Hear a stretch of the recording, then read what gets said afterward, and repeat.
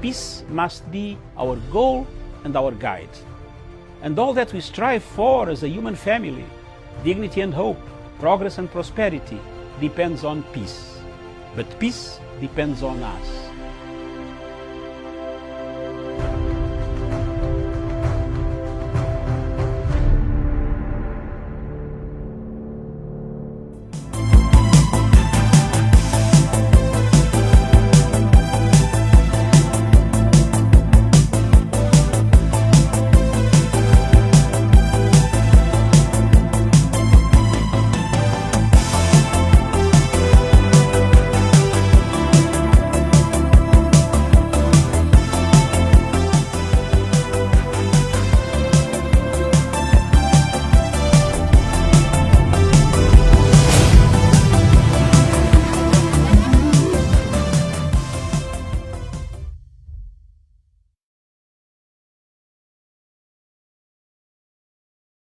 Viewers, thank you very much for watching Punchline Africa Television, broadcasting from the Political Command Center somewhere in Africa. Thank you very much.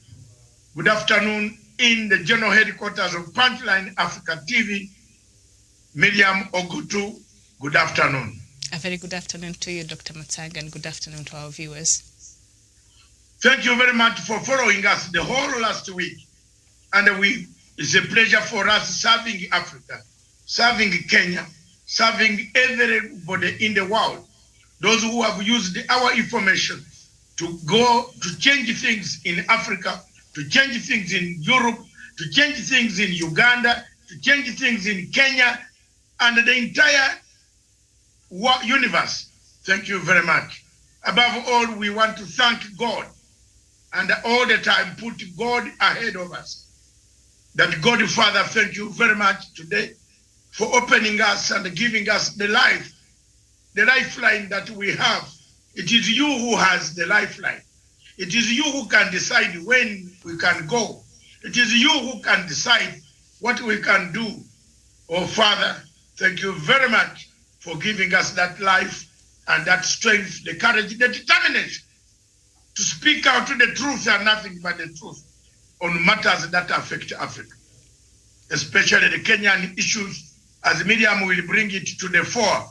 The newspaper headlines, the gymnastics, the rogue judiciary that has become a stumbling block.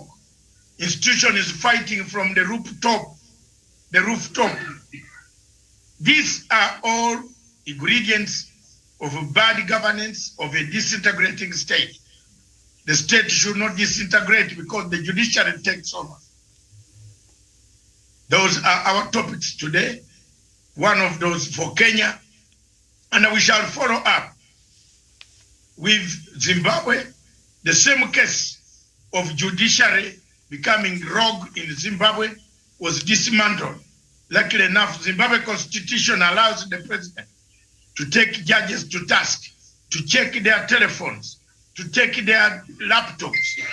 What are the difficulties of those laptops? What has happened? Thank you very much. What is in those laptops? George Soros is sending even money into some of those places. This is Punchline Africa Television. Then later on, has Buhari become a rogue? Buhari has gone rogue. He has even now threatened the youth that if you want to get a job, you must sing Buhari and behave well. The other day he said he will kill people. He's fighting all the time. Thank you very much. Thank you very much. And thank you for people watching us. And for example, all the situations, yes, all the situations that are taking place in Africa. Buhari. Then we shall look at the G7. What happened in the G7? That is Miriam's specialty. What happened in the G7? What happened in the G7? What were the leaders discussing? Are we out of the woods?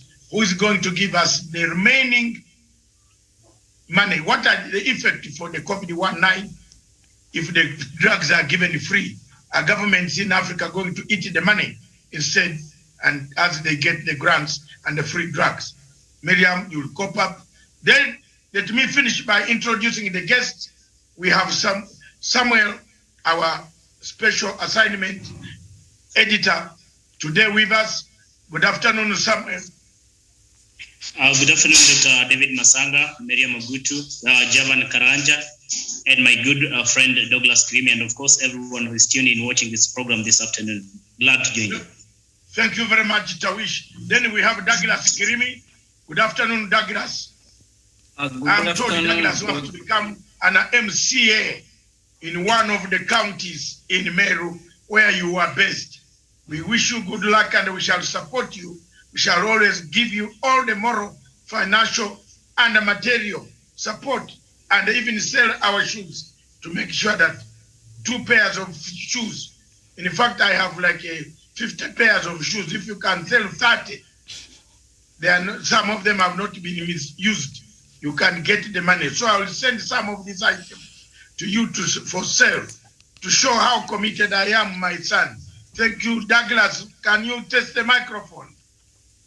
Thank you, Dr. David Masanga. So what is going on here? The support, and also thank you to everyone that is joining us across the world. Thank you. Thank you very much, Douglas. I have no rights, Dr. You better organize your...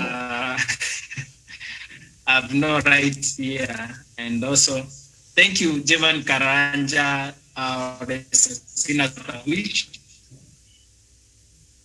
Oh, because of the electricity has gone everywhere. Thank you. Thank you very much. But we shall sell even my shoes to make sure that you win that election. That's what I wanted to assure you. Okay. Thank you very much, Javan Karanja. Just the microphone. Thank you very much, Dr. David Matsanga. Good afternoon. Good afternoon to Miriam and Tawish and Douglas. And good afternoon to our viewers wherever they are catching this broadcast from. Always a pleasure showing up on Punchline Africa TV. Thank you. Thank you very much. Back to you in the studio, Miriam. The topics are very charged. You go through us, give us the newspaper headlines, and you can see people are determined in the politics. Douglas is not leaving a stone unturned. We have candidates here, maybe Tawish tomorrow for Naroko, Kilgore South. We don't know. People are determined. But let's clean the politics of Kenya. Let's clean the politics of governance. The governance state, the state of governance in Kenya. What is it? It is becoming a very dangerous state of governance when you have people even writing newspapers calling on the president to resign, publishing stories that they pull down later on. What has gone wrong? Back to you, Miriam, in the studio. Thank you. Thank you so much for that. And on the main headline on the Sunday Standard, the main headline there reads, Raila plays safe on judges' row. ODM leader falls short of asking Uhuru to appoint the 6 judges nominated by JSC, only asking the president to table the evidence against them. The story is on page 4. And then just down there, Mount Kenya, now they say we will field our own for State House race. And then just up there, NAT sets poll, a date Association gives in. And then on the Sunday Nation, the main headline, Ruto's crown came. Man on a mission, now an outsider in government and facing powerful opponents. A deputy president is rolling out a grassroots operation strategy across the country and has started a new phase as targeting foreigners and Kenyans living abroad. That is the main headline. And then just down there, it is the presidency on nothing. Mount Kenya leaders now vow. So that is what we have as the main headlines this afternoon. So perhaps to start us off in the Kenyan story, LSK President Nelson Havi has reiterated that the remaining 4 judges of the Court of Appeal must be gazetted and sworn in. He said President Uhuru Kenyatta should not subject the judiciary and the people of Kenya to his endemic violation of the Constitution. Havi spoke on Friday during the swearing-in of Daniel Musinga as the Court of Appeal President. And also in the same breath, a High Court on Friday declared the National Nairobi Metropolitan Services, NMS, and constitutional in a petition filed by Law Society of Kenya. NMS was formed in March of 2020 with Major General Mohammed Badi at the helm. Badi, deputized by Enoch Momanyi, took over 4 key devolved functions, including health, transport, public works, utilities, planning, and development advocates. So that's where we start our conversation this afternoon, Doc. Let me pick from the question of Nelson Harvey.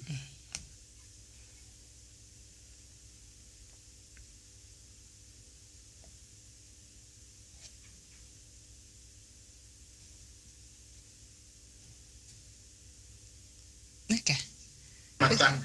I'm ready. All right, go ahead. We can play it. It can reach anywhere you want. Whatever distance it goes, even if it goes to Angel Gabriel, let it go. If you don't want to see me, I will not see you.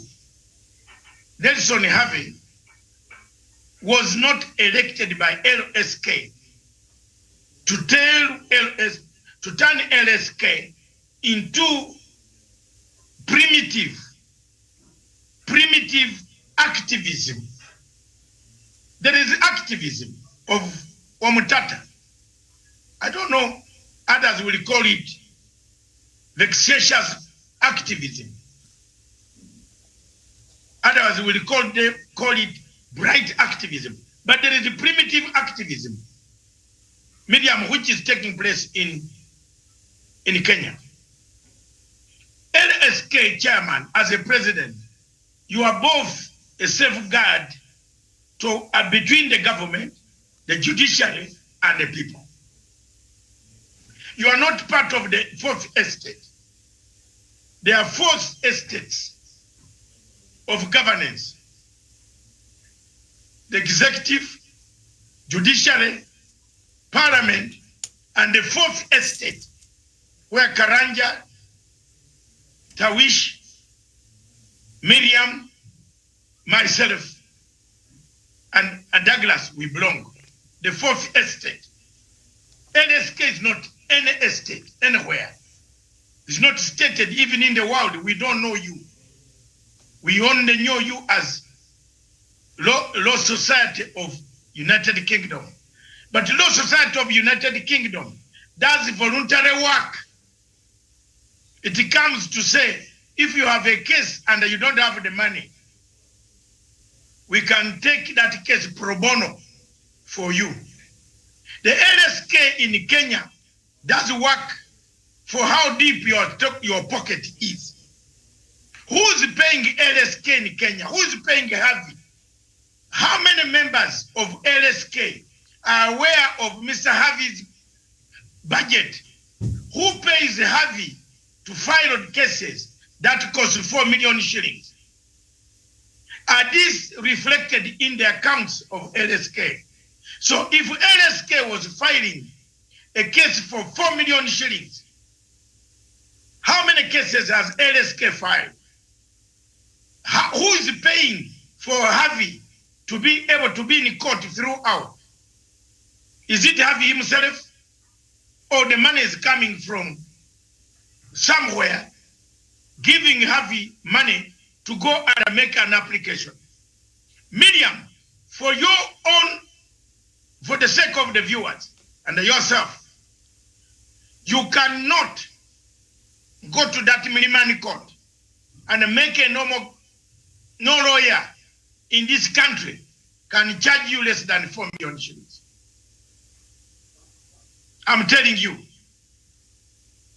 So the question that begs the answers is, where does Mr. Harvey get the money which he pays the courts to file these applications?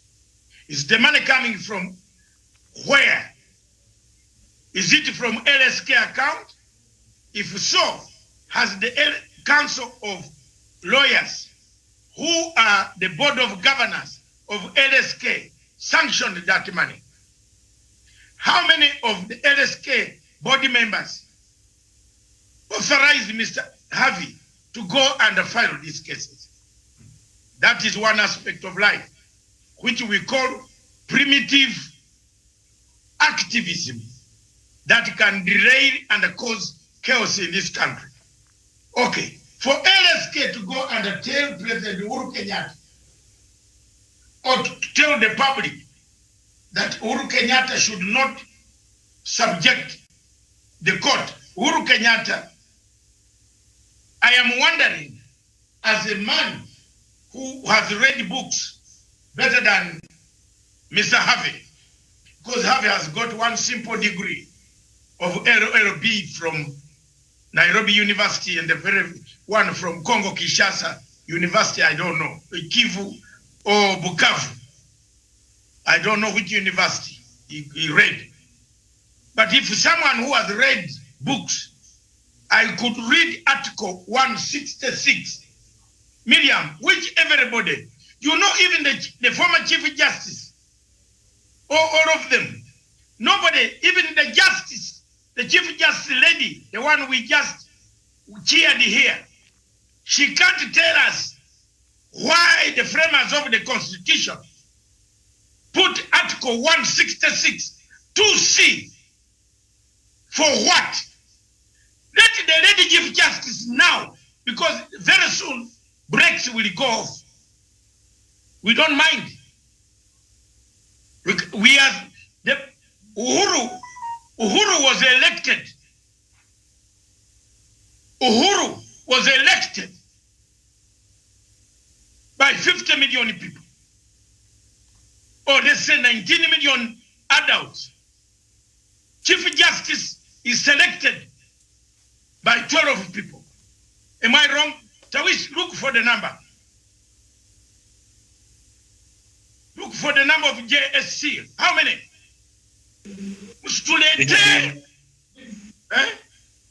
We had 9.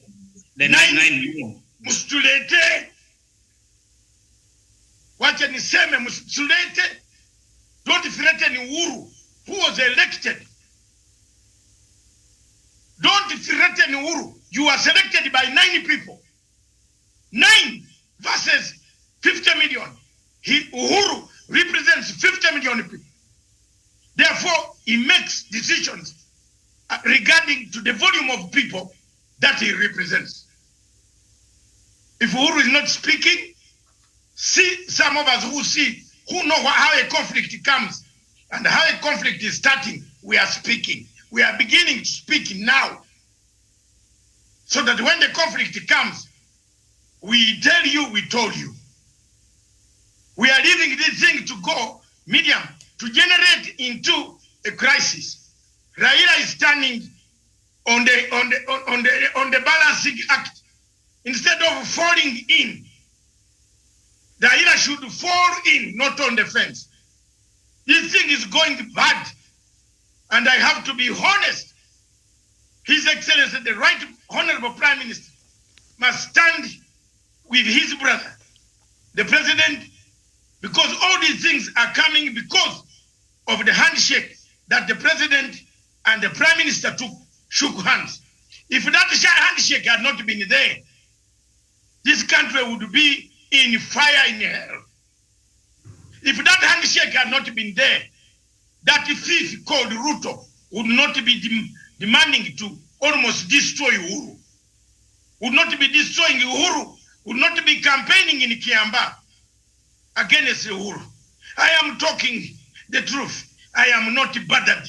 If you want to kill me, kill me. But I will talk the truth today. And walk. God is the only one who can say, I will die. If we keep quiet, this thing is going to destroy this country, Kenya. People are just not talking the truth. If Uhuru did not shake hands with Raila Odinga, Kenya was going to burn. Uganda would have gone into chaos because we would not have a country burning east of us. And we keep quiet. I'm an East African. I have interest in Kenya.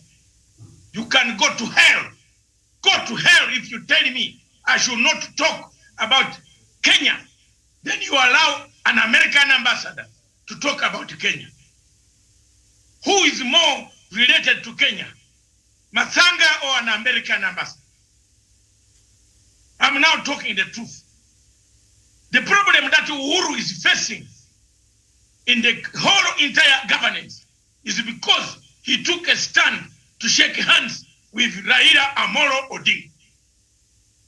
If Raila does not want to stand in the drop-in, the compound, not to play safe, that headline, I hope it was not Raila.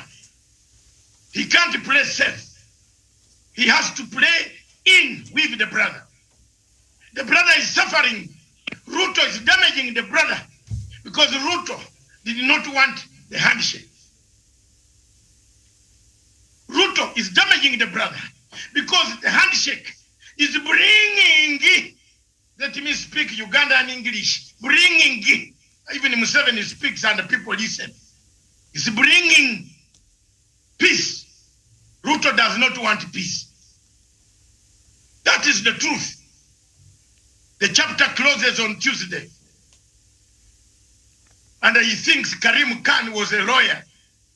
Therefore, Karim Khan will look the other way when he molested people. Haki ya Mungu atapata kitu.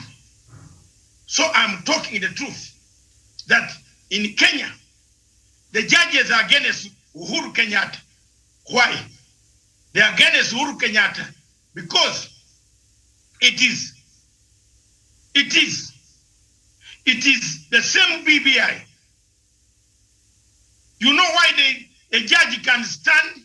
A judge who walks and urinates on Uhuru Highway toilet, which has been done.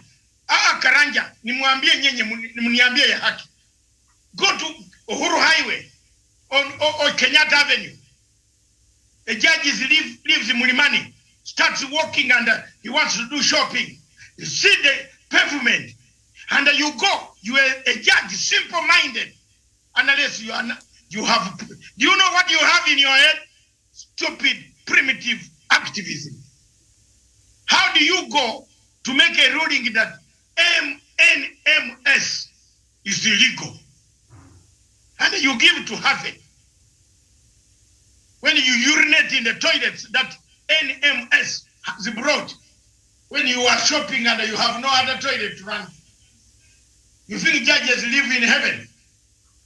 Don't they urinate in those toilets? Don't they? Karanja Nyambe? They do.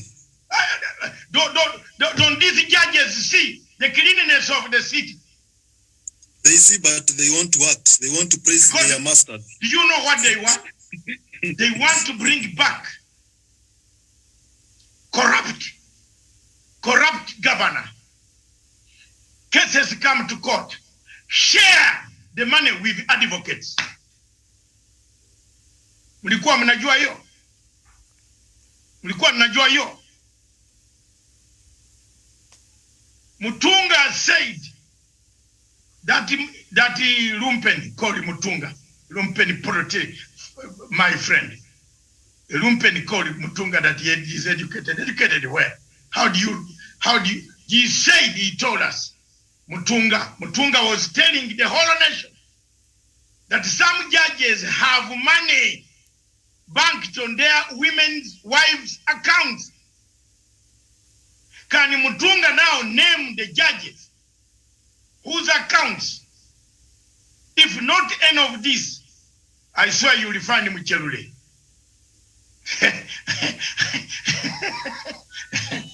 Yes, Mchelule is a lawyer like me.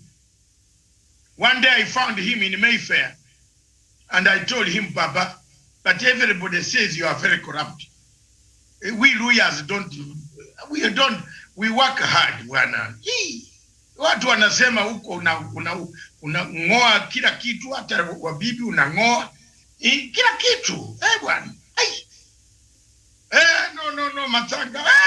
You know, I am his friend, but I don't speak lies. This state, if we go the way we are going, Miriam, if we go the way we are going, this country is going in a wrong direction. Because the judiciary has taken up captured the power of the executive.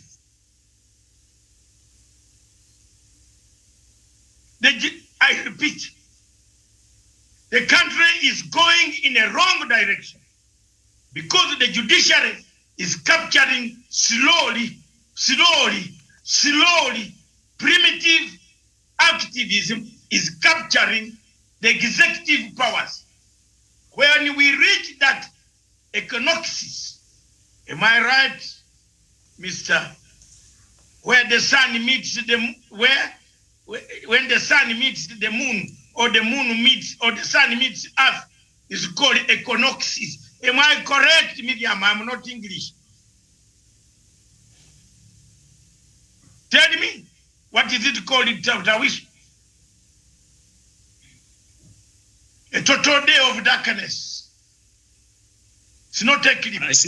I seem to have forgotten that one, sir. No, it's not. It is the word. Any of you who read geography here, I don't want to embarrass my people on the panel today. Equinoxes. Google it, Karanja. Google it. Tawish, find it quickly. Because when those two meet, there will be darkness. Things will fall apart. This is where we are heading. The treasury is trying to usurp the powers. The judiciary is usurping the powers. Slowly usurping the powers of the government of Republic of Kenya, of a president who was elected by 19 million people and represents 50 million people. The judiciary is capturing a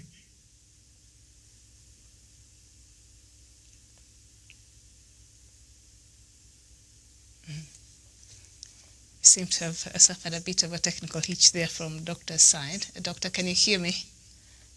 We seem to have lost you there for a second, but go ahead. No, I'm here. I'm still here, Miriam, unless they want to disrupt my thing. Try it, and you see I have another network. I will be on. I have a satellite. I can show you my satellite now. You switch this, I switch that. You are lucky I'm even broadcasting from near you. I will give you headache. You touch Uhuru Kenyatta, you go with me. Don't threaten Uhuru Kenyatta. Why do you threaten Uhuru Kenyatta, who was elected by 19 million people? Why do you threaten him? You are selected by 90 people. Some of them could have been your relatives or friends you met in a club, in Nairobi club, and told them to give me more marks. Shut up! That's the executive power. He's not violating anything. Okay, today I want to bring a bombshell. And if people don't want to speak it, let me speak it. Also, we shall tell the president, yes, we are going to tell the president.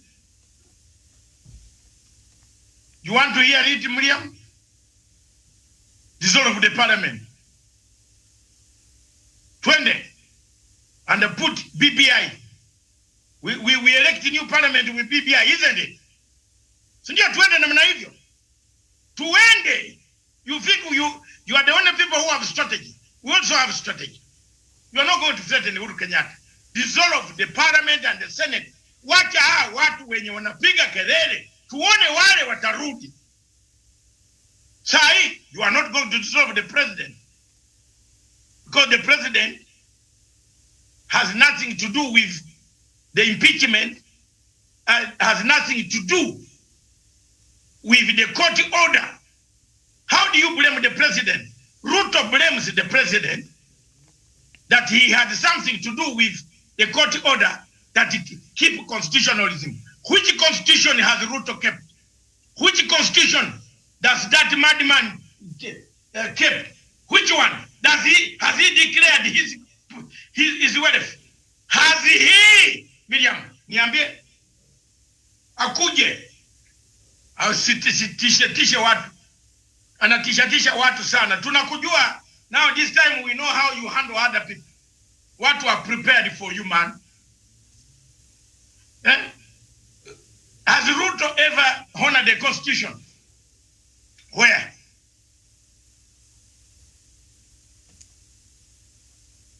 Has Ruto ever honored the Constitution?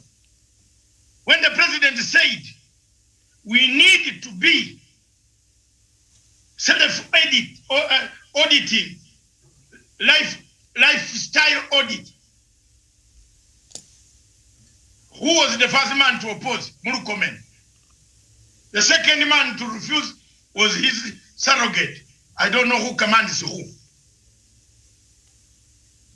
So, Miriam, my submission, primitive activism is going to create confusion in the Kenyan court, in the Kenyan state.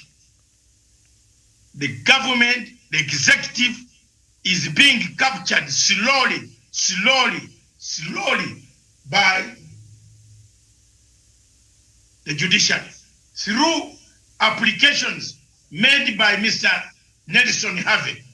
I want all the lawyers listening to me in Kenya to ask Nelson Harvey to make an application in the Mlimani court. It's 4 million shillings. If I want to make an application for work envelope, I lost 6 million shillings. How much? If you look at the shoes of Harvey, I've looked at Harvey in a near distance, even his shirt and the trouser. Maybe he wears that suit alone every day. He doesn't value even 1 million shilling on account of his loan. So whose money is he using? I swear he's using NGO's money. And I'm telling you, one of these days, Kenyans have nicknamed me George Soros, a man who blows, who tells us tales. It is not tales. It is not tales. George Soros is here. He has funded some people to look for you. 4 weeks ago, as I finished Miriam, 3 professors of universities in Kenya came out in a newspaper led by Professor Ojwang, Dr. Ojwang, Duncan Ojwang, a friend of mine whom I respected so much, he told me, not that I had, he told me himself that he wrote the ruling.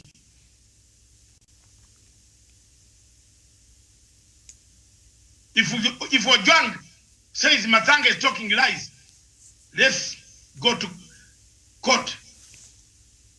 And I bring the recorded discussion when he said he actually wrote the ruling, and very soon the government should contact him. Otherwise, he's going to make it difficult for the appeal to go through. That's what he told me. Mimi siweki, sifikia kitu. He's my friend. I respect him so much. We went together to see Bashir. But when he told me that, I got very scared. So if that is the Kenya that you want, let God help us. Miriam, for me, that's why I end now. Other people can make their contribution. But I have spoken the truth, and that nothing but the truth. I want you to consider, and I want the panel to consider Douglas and Karanja and the rest. And I can see Ambassador Maina has come in. Thank you very much. Welcome, because we are going to talk about your fellow tribesman, Koli Buhari. So it's okay.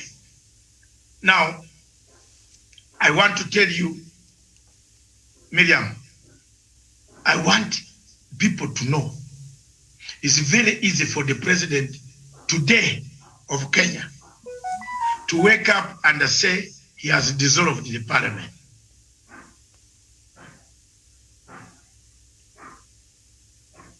And you know what will happen now?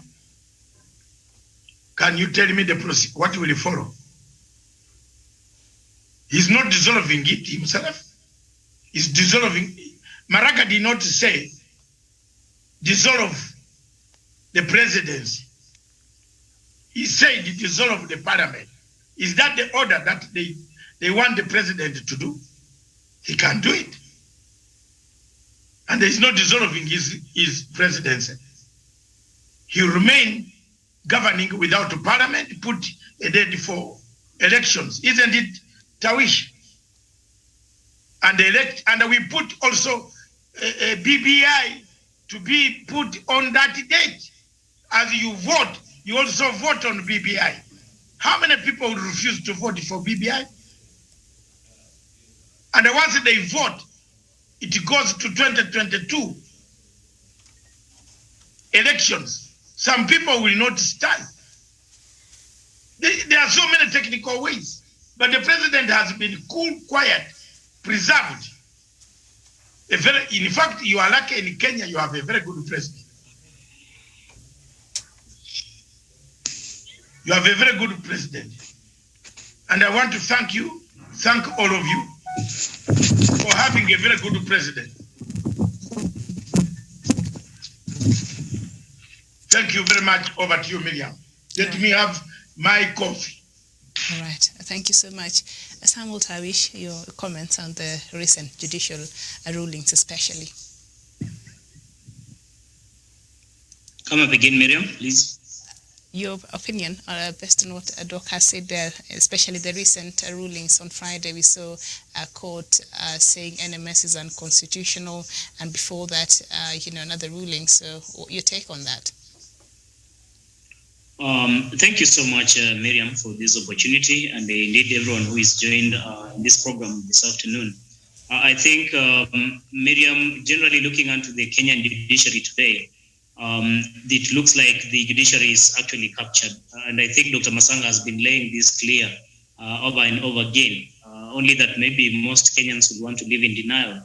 And people who are aware and using the courts to try and make it impossible for this country actually to be governed, make it impossible for President Uhuru Kenyatta to deliver for the people of Kenya. Because again, when you continually put injunctions, when you continually halt processes or policies that are supposed to affect or supposed to actually uplift the lives of the people, generally the conclusion will be that maybe there's a scheme towards making it difficult for President Uhuru Kenyatta and the Jubilee administration want to achieve to actually fulfill the promises it made to the people, and essentially so making it difficult for President Uhuru Kenyatta to achieve his legacy.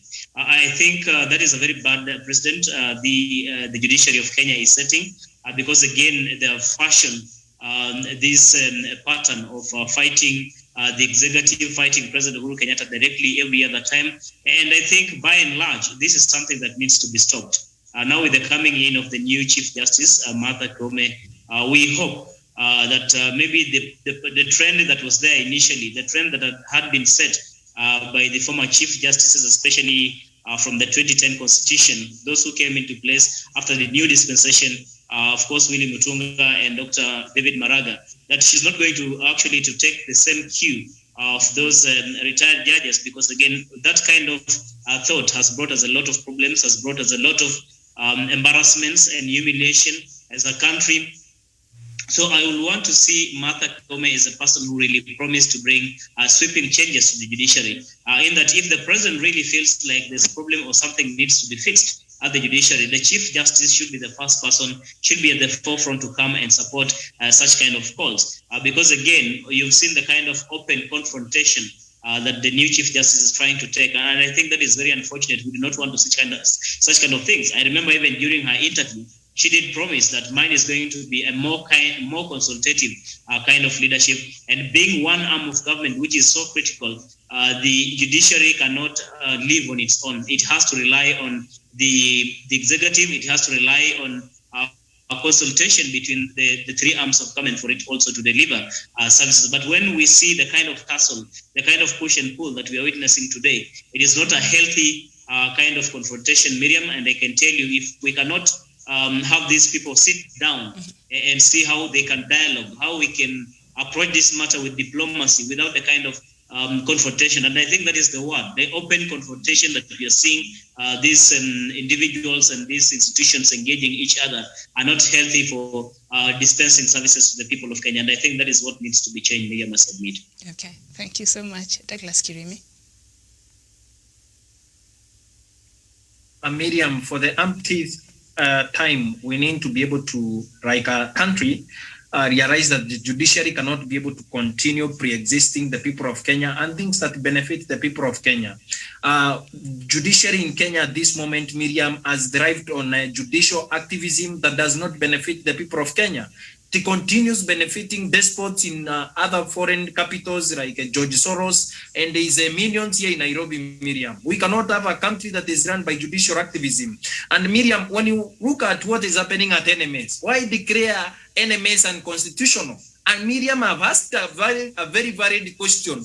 Why right at county like Nairobi be managed by corrupt people like Mike Sonko, Waitito of Kiambu, Arena Kuraro of Samburu, who has eaten everything that was meant for the people of Samburu, and also another despot in Turkana County. And then you still continue talking to us, the people of Kenya, with a lot of contempt, telling us the NMS is unconstitutional. Miriam, NMS has been able to transform the lives of Nairobi residents. There is no corruption at NMS. But when despots like Mike Sonko steal a lot of money, fry the daughter using a chopper across the United States of America, over 52 states in America, we are told that Mike Sonko should be taken to court and the due process, court process be followed. And then Mike Sonko and other corrupt judges, rogue judges, continue misusing the court process, abusing the court process, and making sure that he's not jailed. But when NMS comes and makes sure that water is free through President Uhuru Kenyatta, that tarmacs are in Nairobi, that cabros are put in the city, that the people of Nairobi are enjoying clean water and medicine and all that,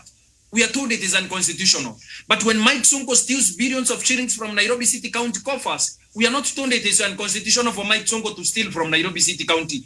Miriam, they should give us a break.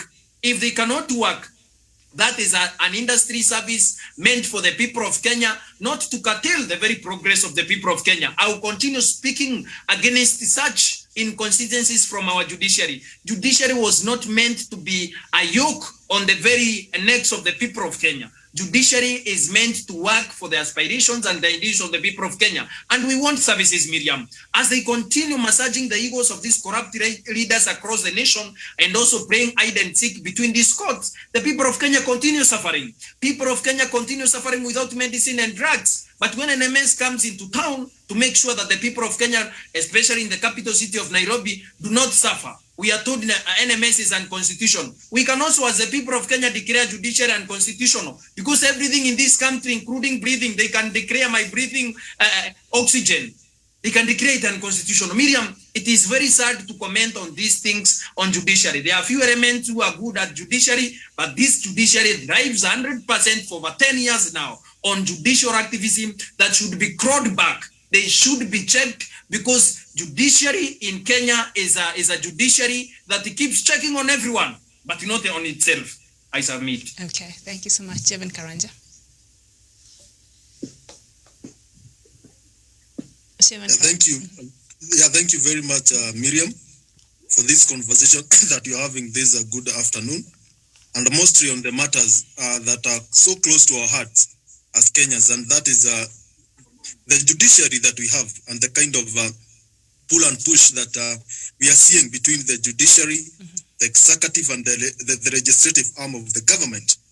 For me, I will start with the NMS, and I will say that that was so unfortunate, them declaring that NMS is unconstitutional, Miriam, when we have seen the benefit that it has bestowed to the people of Nairobi.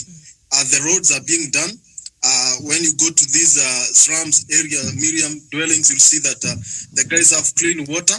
They have dispensaries near to them. And that is what a good government is supposed to do. These are some of the things, Miriam, we didn't see when Mike Sonko was at the helm of leadership at Nairobi City Council. Therefore, Miriam, the people of Nairobi don't care whether NMS is unconstitutional. whether it is constitutional. What they want is services delivered to them, and that is what General Badi has been doing. Therefore, Miriam, on that very note, I want to tie this submission with this one.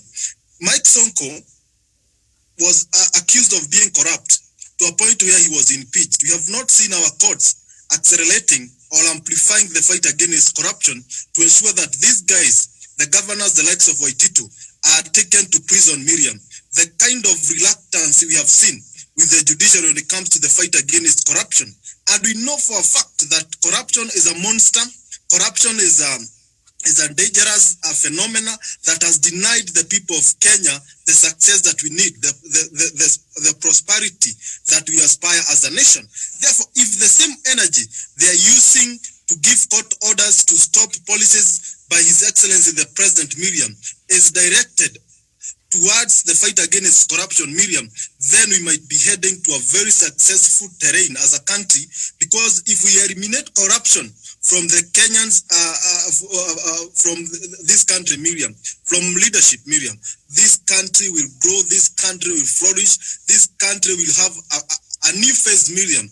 To me, eradication of corruption in this country means the beautification of this country. Therefore, that is an opinion I have observed.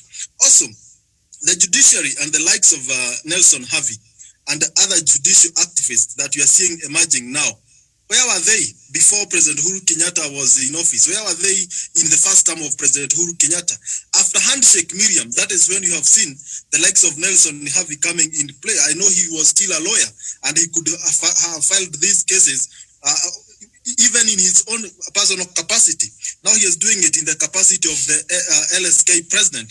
The last time I checked, Miriam, LSK is not in peace. LSK has its own ruggles, Miriam, caused by the same very person called Nelson Harvey, because this is a person who is determined to see the success, the legacy of President Uhuru Kenyatta is injured.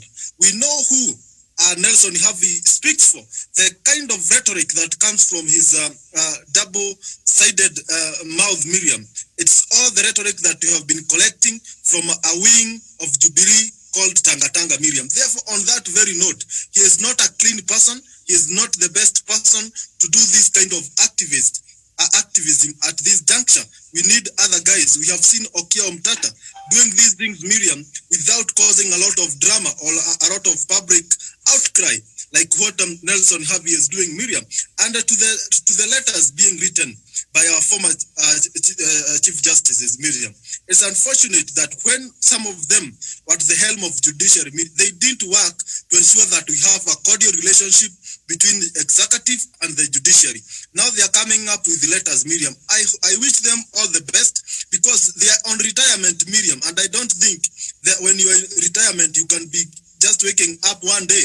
When we have a duly appointed and sworn in Chief Justice, Martha Koome, if it's Martha Koome who is writing these letters or who is directing his agitation to the executive, it could have made a lot of sense. But these guys, when they were at the helm, they didn't care to ensure that they create a good rapport between the executive and the judiciary. Therefore, these letters, Miriam, they don't hold water. They should give President Uhuru Kenyatta enough time to complete on his legacy. But that is not to mean, when we say that President Uhuru Kenyatta is supposed to do that without observing the constitutionalism or doing that by violating the law.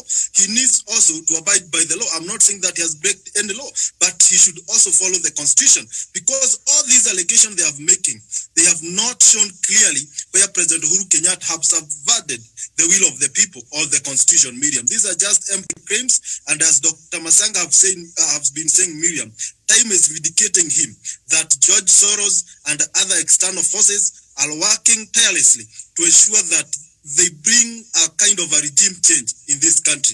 Therefore, the judiciary and the executive and the legislative arm of the government, they should work interdependently and independently to give service to the Kenya, not to show who have the best biceps or who is strong than the other, Miriam. This country is all for all of us, and they should work together to ensure they take this country to the next level.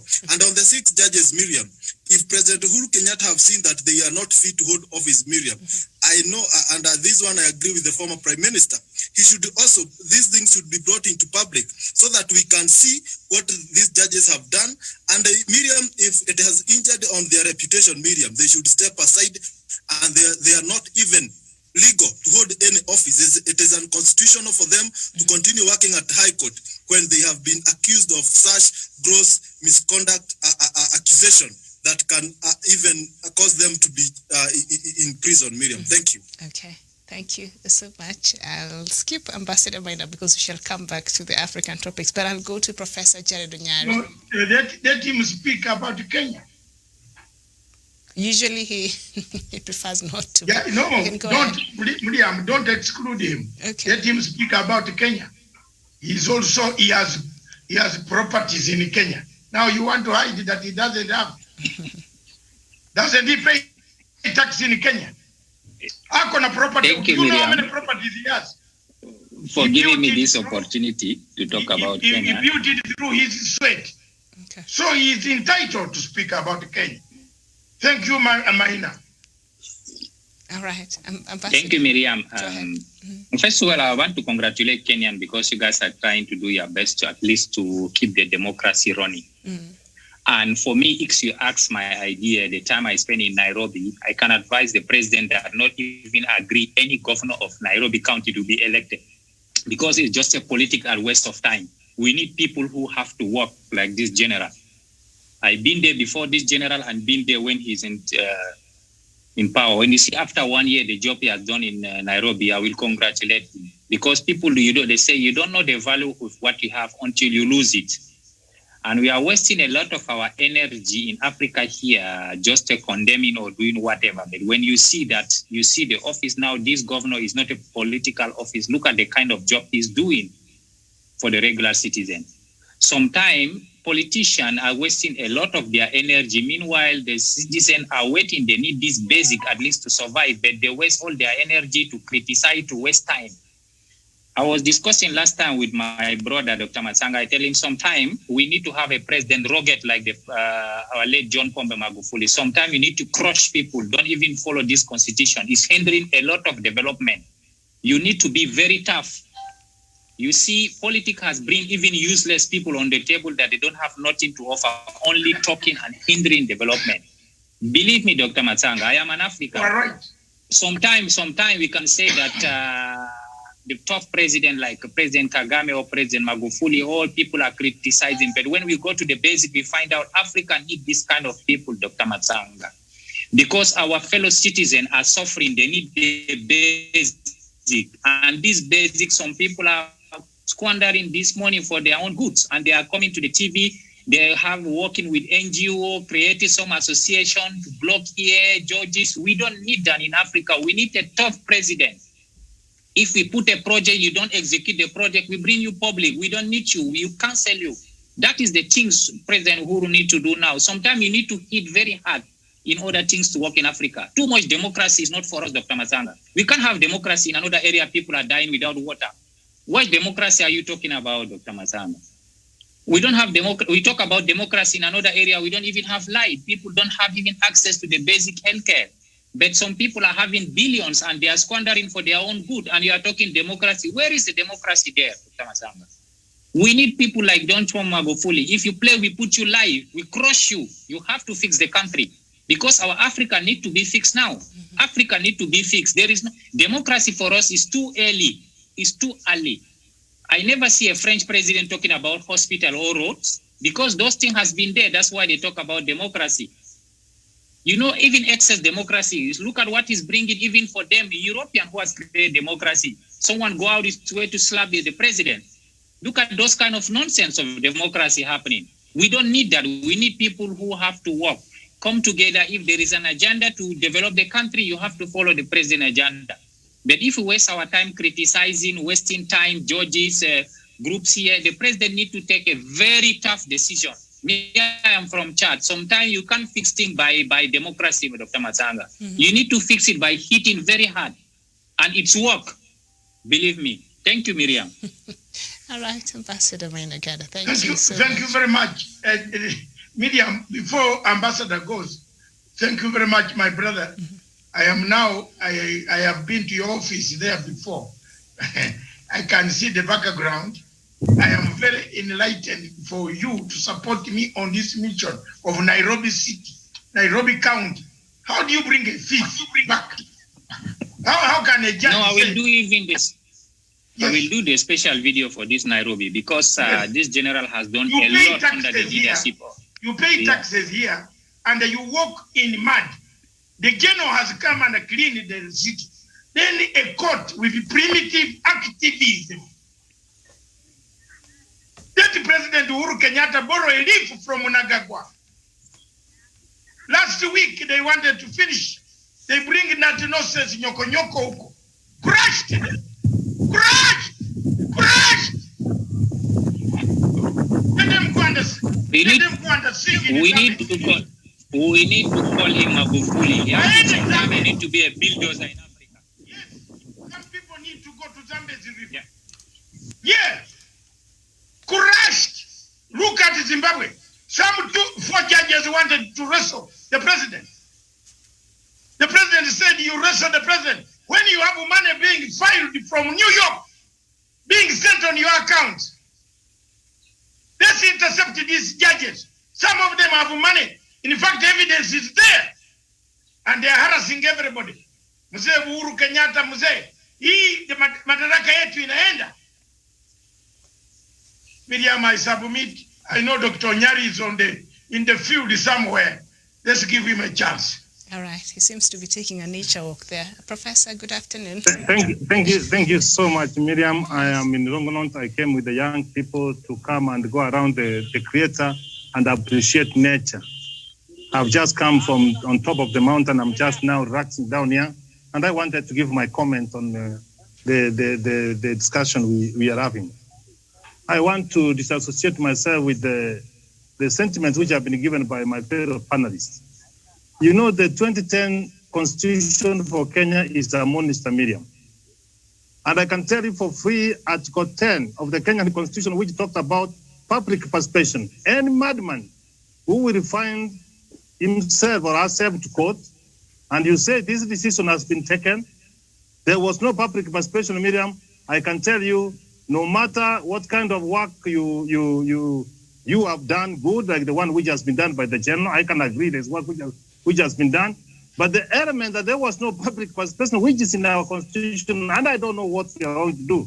Because myself, Miriam, you know very well, these are some of the things which made me to oppose the 2010 constitution, Miriam. It is going to give us problem, Miriam, and until now we amend it, which even they are making so difficult, Miriam, for us to amend. And you can see now, as if the Chief Justice was being interviewed, she said that it is as if we are on a beauty contest, Miriam, who is beautiful. Which part of the harm of the government is serving the people of Kenya better? The reality here is, Miriam, I would urge my fellow panelists, Maina, if you read chapter 4 of the Kenyan Constitution on the Bill of Rights, you will wonder, where were Kenyans when this constitution was being done? Miriam, you know very well, this constitution of 2010 was passed by the activists, Miriam. They knew what we were doing and what they were doing. And that's why I agree with the late President Daniel Amo. He said, Miriam, when you change the constitution, this is not the way we do it. Now you see this haunting us. Every other decision which the president does, if proper consultation was not done, if there's no public participation, Miriam, I can tell you for free, if you find yourself to quote Miriam, it will fail. And this is what's happening, Miriam. And what we need to do, Miriam, here is that the president has a prerogative, Miriam, to ignore, but it will not also for the interest, Miriam, for that every other court order which is being given that, Miriam, that the circuit has to divide. I have to be very honest. I cannot have to take the exception, Miriam, that the one which Ambassador Maina has done, it has got no place in Kenya. And I can tell you for free, you cannot succeed, that you can be a dictator. We have come from those days, Miriam. I gave a recommendation, Miriam, that we need to have eminent persons who will bring the executive, parliament, and the judiciary together, Miriam, to address on issues like this. You know very well, like the issue of Nairobi County, if I may go into it. You know, they are the same people who gave orders for Sonko not to step in office. You know that one, Miriam. At the same time, by then we did not have the deputy governor. You can understand. Even the one whom Sonko had appointed, Miriam, they had also been given orders that she should not transact, Miriam. Then the president of our country, Miriam, you use your common sense. There's no way you can leave the city of Nairobi, which is an international city, Miriam, not to function. That's how he came to ask Sonko. There are some of the duties which we can transfer to the national government so that the county government of Nairobi will move on. Miriam, we are in dilemma. We are headed towards difficult days, Miriam. And I can tell you for sure, I wanted to give my comments about the Chief Justice after 100 days, Miriam, but the way she has started, the kind of comments, the kind of pressure she's receiving, Miriam, we are headed towards difficult times, Miriam. And I don't know what needs to be done, but I would only ask the Chief Justice, the Speaker of the National Assembly, Miriam, and the President himself, Miriam, they should have a meeting, Miriam, and say that they have to take this country forward by knowing very well, yes, the arms of the governments are independent, but they are interdependent, Miriam. We need each other. Now they have declared NMS and the constitutional, Miriam. That's what they have done. So what happens now, Miriam? You know very well these are the characters in the midst of the pandemic, Miriam. They have declared some of the cabinet secretaries, some of the assistant ministers, the chief administrative secretaries, and the constitutional, Miriam. So what we need to do is to see here, Miriam, it is true. George Soros and the activists must enter the judiciary, and we are headed towards tough times, Miriam. I submit. Okay. Thank you very much. Miriam, can I interject before you move and we move to the next topic? Okay. I wish Professor Lisa watched me also telling. Professor Gerard Onyari. Yes, I can hear you, sir. How much participation did you have when you took children to Longonot?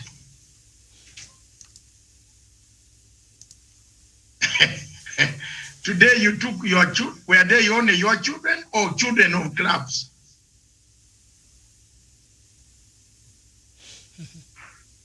I'm asking all of us can answer. How much is the participation? I'm not only asking Professor, I'm asking everybody. How much participation does an individual under the article that, is it one madman in the city, stands up? And I'm asking because Professor today has worn glasses that I've never had him wear. So I am in trouble to understand when I'm talking to Mr. Professor Onyari Mnemana, I know, or somebody else, Miriam.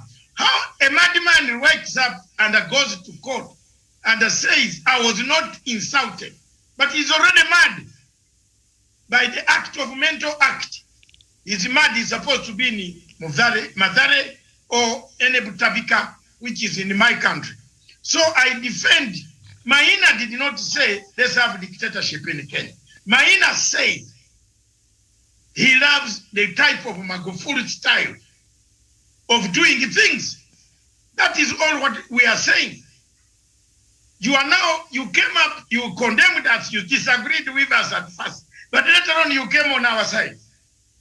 We are also shocked about the new Chief Justice. Instead of her talking like what she promised us, that she will pick a phone and call Margaret, she's talking on top of the roof of the church. Rooftop diplomacy. Lady Come, rooftop diplomacy is a GO syndrome. We shall call you out. And when we call you out, you might have a skin. You better be prepared to have a skin like a Maraga. Because at the times our words are very bad. Yeah? If you start I have a question for my friend. No, if you I have a preference yes, for him. If you have a rooftop diplomacy, The president is available. Madame Kome told us that she will use First Lady Margaret. Was she lying to us? You see what tunakushikia hapo? You know why we like Britain and other countries?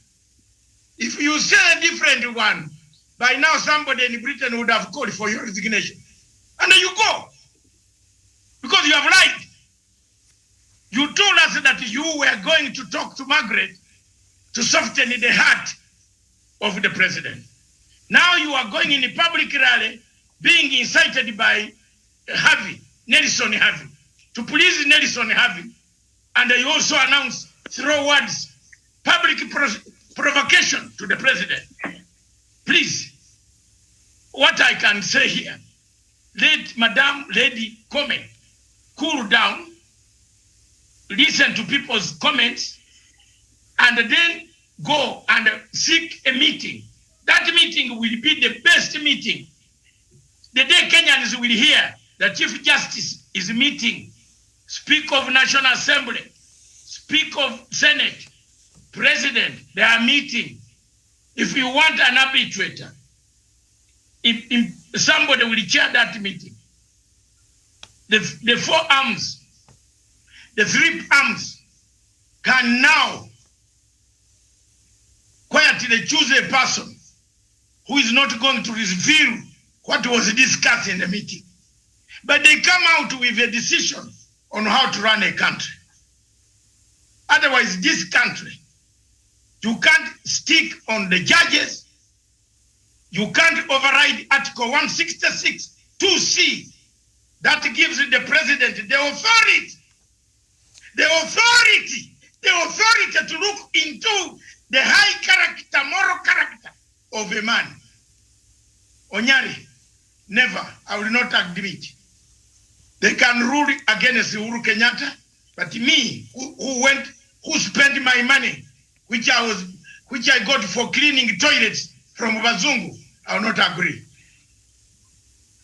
I spend money, my energy, cleaning Bazungu's toilets in order to go to school to study. You cannot tell me a lie of that nature. I'm sorry. That Article 166 does not allow the president to look into your character. The president is dummy, dore. You know, we used to buy our children dore to play with, who don't talk. Dore, President Dore, sign. Dore, sign. How? Not me. Therefore, Maina did not mean bring dictatorship to Kenya. But he said, I wish they played Magufuli style. Magufuli ashames you there and there. Another man who can shame you across is across in Uganda. He calls you in a public meeting. He said, you are very stupid. Police, you are very big thieves. And you are the Inspector General of Police there with your uniform. Don't you start urinating in the uniform. When they say you are thieves, you steal money from roadblocks. And you command the police who are thieves. He ashames you.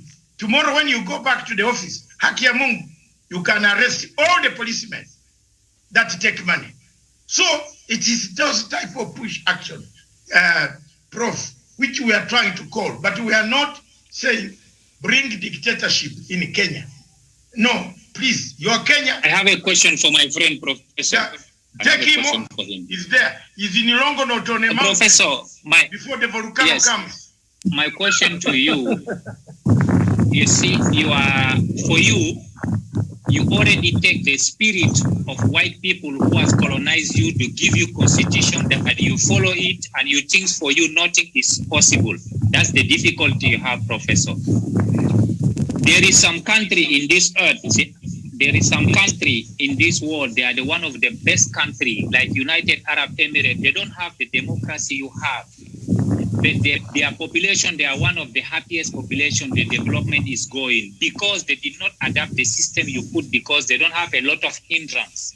They find out 97% of African politicians, they are empty. They don't have nothing to offer to the public, either you like it or not. If you are a politician, be among them. 97% of the politicians, they are people don't have nothing to offer in Africa. So they find out the only way to play the game to get out, to get what they want, is just to play politics. So if sometime you did not you did not stood on your feet on the ground to make sure that the fellow citizen of your country can benefit from your country, and you make sure that their life is safe and their life is well built, my brother, you need to make sure that you take out this thing of politics you put on your head, because it's hindering our development. This democracy has been built just to stop us, Africa, to move forward. Those our founding father, less democracy, less political party. You know, Dr. Masanga, how much the realization we did on African countries to infrastructure, building healthcare, universities, all those big things has been built before this democracy arrived, my Professor, brother. could you but mute now your... you can go and investigate all the 54 African countries. You find out after democracy, those multi-partyism, many things has not been done. Just the talking. They build an association, get money from the George Soros to come and fight. It's the system built that to block us to move forward. Either you go and verify, my brothers, to see if really before the democracy and after democracy, what kind of progress we have made in Africa. I tell you, it's little, my brother. Sometimes it's not any democracy cannot fix our things. We need tough people who have integrity. We need people who love the population. We need people who think about the citizen. Not any time our constitution you talk about is not working. Thank you. Thank you very much. Back to Miriam, and Miriam, Miriam, let me just make a clarification to what Dr. Masanga said and my Ambassador Mainagana. All right. I have said, Miriam, that we have got a problem with our constitution. You must admit that we have got a problem with our constitution. This is why we are finding ourselves in this kind of difficulties. Yes, we agree. Look at the chapter 4 of Kenyan Constitution on the Bill of Rights. It gives Kenyans so many rights with no responsibilities. Even a muddy one. And even Article 166 of the Constitution, Dr. Masanga 2C, I can tell you for free, it is not the president to look at the integrity. It is not the president to look at impartiality. It is not the person to look at whether someone is beaten of it. It is the work of the Judicial Service Commission, which they do not do their work. And the Constitution does not give us leeway what we do when the Judicial Service ignores people with integrity. People who are partisan, Miriam, people who are corrupt. What happens? That's why I have said we are headed towards difficult times with our 2010 constitution, which we want to change. And you see the court is telling us that we cannot change. That's why I say we are headed in a big problem. And I've given a recommendation, which Dr. Masanga has agreed with me, that the judicial, the Chief Justice, the two speakers of Parliament, and the executive must find a way of saying that they are independent but interdependent. They must agree on how to take this country forward, Miriam. It is not that I'm opposed to what the president is doing. The president is in a fix, Miriam. He cannot do anything else, Miriam. Even if Miriam, you know, I told several times, Miriam, people will come to believe. What they want to do, Miriam, is to depict the president is a president who does not respect the rule of law. Is a president who does not respect court orders. You can see what my brother from Nyamira was doing the other day. He was saying he's supposed to be impeached, Miriam. They are trying to interfere with the legacy of the President Uhuru Muigai Kenyatta, and this one cannot be allowed. That's why I agree with Maina and I agree with Dr. Masanga. And you know, the sovereignty of the people of Kenya, Miriam, belongs to us. Time has come for us to come forward and say now, this cannot happen. And I can tell you for free, if Parliament continues to do what the kind of things they do, if the judiciary continues to be doing this country is going to go to war. Mark my words. Because when we know that the Parliament or the judiciary cannot support the executive, Miriam, we are going to go to war and we are going to run behind the president, Miriam. Like now, if you declare NMS and constitutional and go to Nairobi and see the kind of work the chairman has done, Miriam, we are not going to listen to that. What kind of... All right, Professor, thank you so much. A point taken there. Indeed, that it was a debate that Kenyans were having since that court ruling on Friday. Doctor, do we move on to the other topics on Africa? All right. Thank you very much, Miriam. Mm-hmm. I will be brief. I just want the people of Kenya and the viewers watching me to understand that while the judiciary was trying to take power, or is trying to take power in Kenya, already the judiciary was trying to take power in Zimbabwe. For the last 1 month or so, the Kenyan people have seen, since the revocation or the upholding, or let's say the refusal to grant permission for BBI to be conducted, we have been itching and moving inch by inch towards a confrontation. In Zimbabwe, it all started the same way, Miriam. 5 judges within the court, the judiciary, started saying the Chief Justice should not be allowed to be in his office, to sit in his office, to finish up his work, and he is not available for reappointment. They became judges, they became God. We noticed the problem as the people who have been part and parcel of the Zimbabwe situation for a long time. I want to thank President Mnangagwa, the people of Zimbabwe, for the actions that they took. Many people in Zimbabwe petitioned the court after seeing what the regime change of MDC and George Soros wanted to do in Zimbabwe. They turned on the judiciary and asked several questions.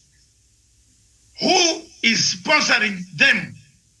They discovered that 3/4 of the judges, those who were opposed to the Chief Justice and to the President, were funded by George Soros.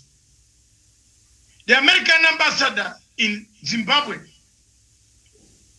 put an advert in the newspaper under USAID Zimbabwe South African chapter, that he needed volunteers to discuss constitutionalism. Miriam, are we not having a similarity? I chose this topic so that you can see what is happening. I have asked one question. Mr. Nelson has filed so far 6 to 10 applications. Is it the LSK that pays him to do so? Or is it from his pockets, of which I've seen his accounts are very poor and funny? So he doesn't have money. Should money, even the house he lives in is rented. It's not his. So I don't think such a person has the capability to put his house for mortgage to the bank to get money to make applications. So who was paying these judges in Kenya, in Zimbabwe? The Zimbabwe government, quickly and intelligent, did find out that some of the judges were infiltrated, being paid money by some external forces that wanted to destabilize the country. And they took a decision.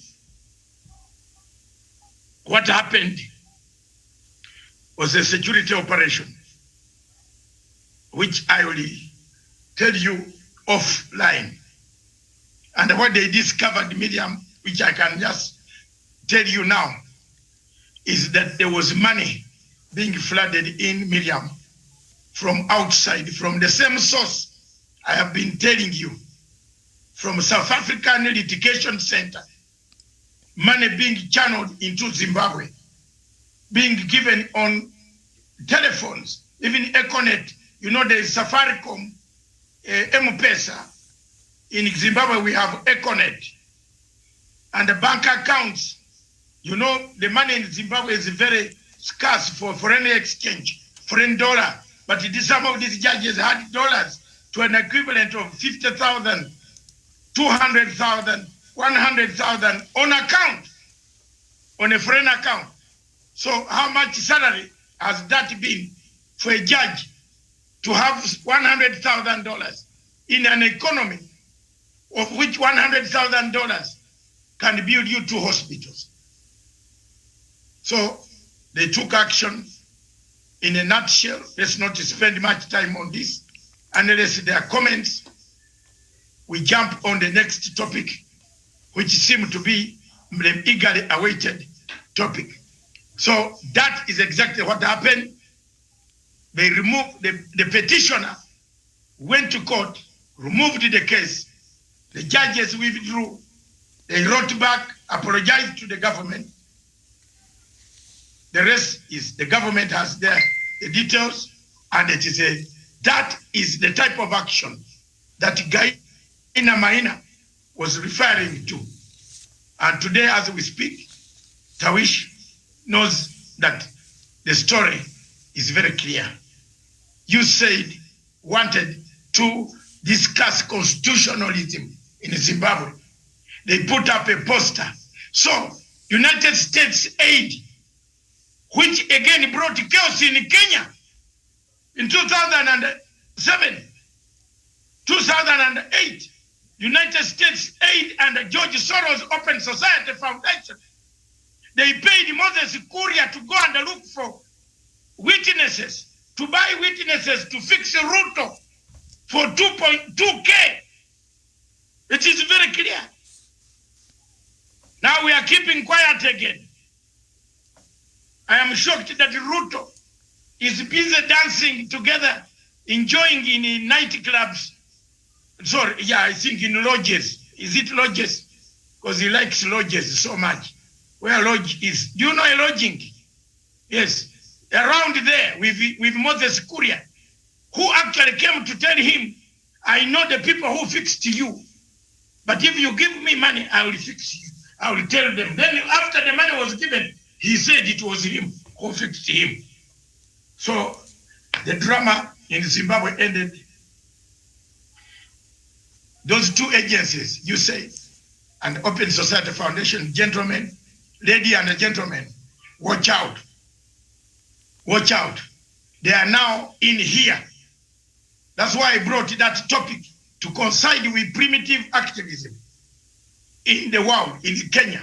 If the Kenyan intelligence system and other systems, security, don't watch out, these agencies are working behind the scenes to make sure that there is a constitutional crisis, which Onyali has been talking about, that could actually spring up and bring chaos to this nation. I submit. All right. Thank you so much.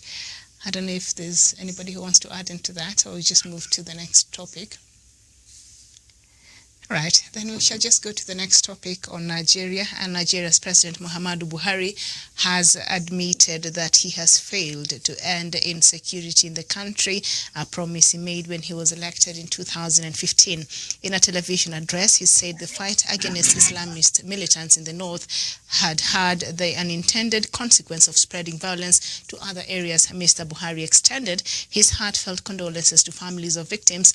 The Boko Haram Islamist group, which began its insurgency in 2009, has stepped up attacks in recent months. After his election in 2015, President Buhari said the group had been technically defeated by an army offensive, but there have been a dozen of attacks in the northeast since the start of the year. And a number of military bases as well as towns have been overrun by the militants. Weapons, food and medicines have also been looted.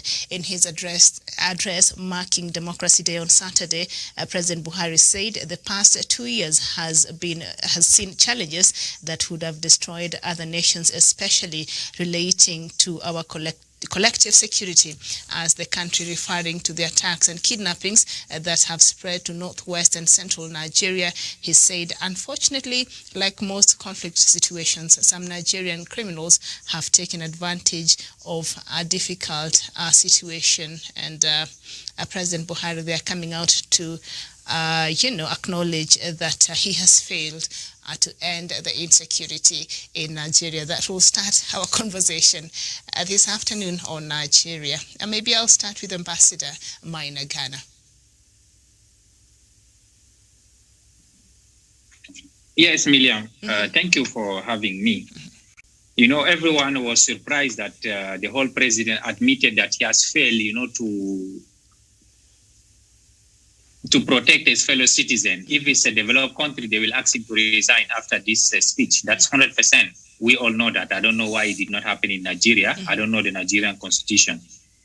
But I can assure you that this issue of Boko Haram, my country pay a lot of price on it. A fellow Chadian dies. We spend a lot our budget and we spend a lot of time, energy. Our economy went down. If Chad was not the neighbor of Nigeria, believe me, today maybe Boko Haram will be the running power in Nigeria.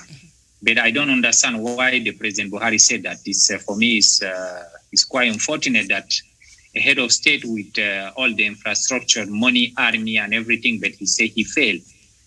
Why is that? Is that these people, they are more powerful than the government, or there is something wrong going on inside the government that he cannot have opportunity at least to get the true answer, that he can fight them back? It's just a 1 or 2 state.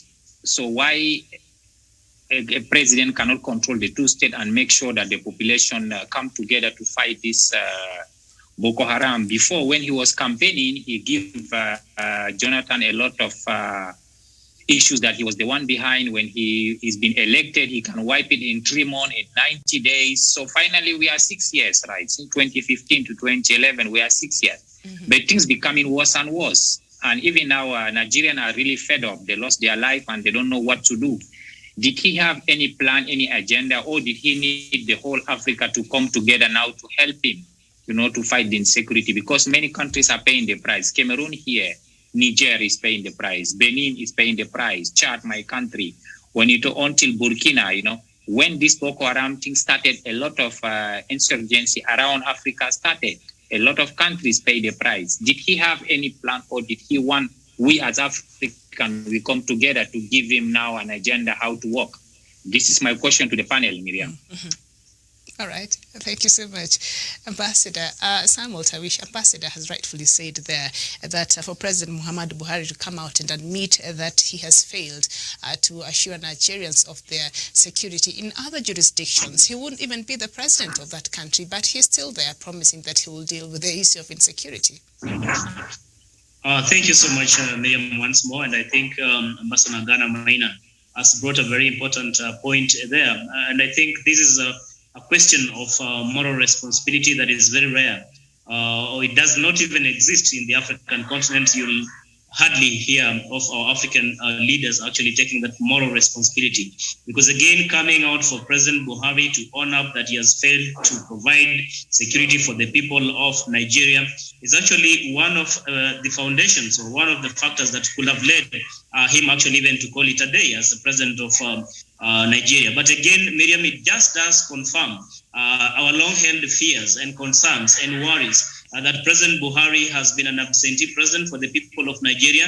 He has overseen this insecurity, the abductions, the killing of innocent civilians, the abduction of the little and young girls who cannot actually be traced, most of them as we speak today. So moving forward, I think this question of moral responsibility of stepping down, when these leaders take over power, normally they actually take an oath by the constitution and say they're going to provide security for the nation and provide security for the people. But for President Buhari coming out and owning up that he has failed as a head of state for Nigeria, I think it's ground enough for the people of Nigeria even to call for him to quit that position as President. Miriam, I submit.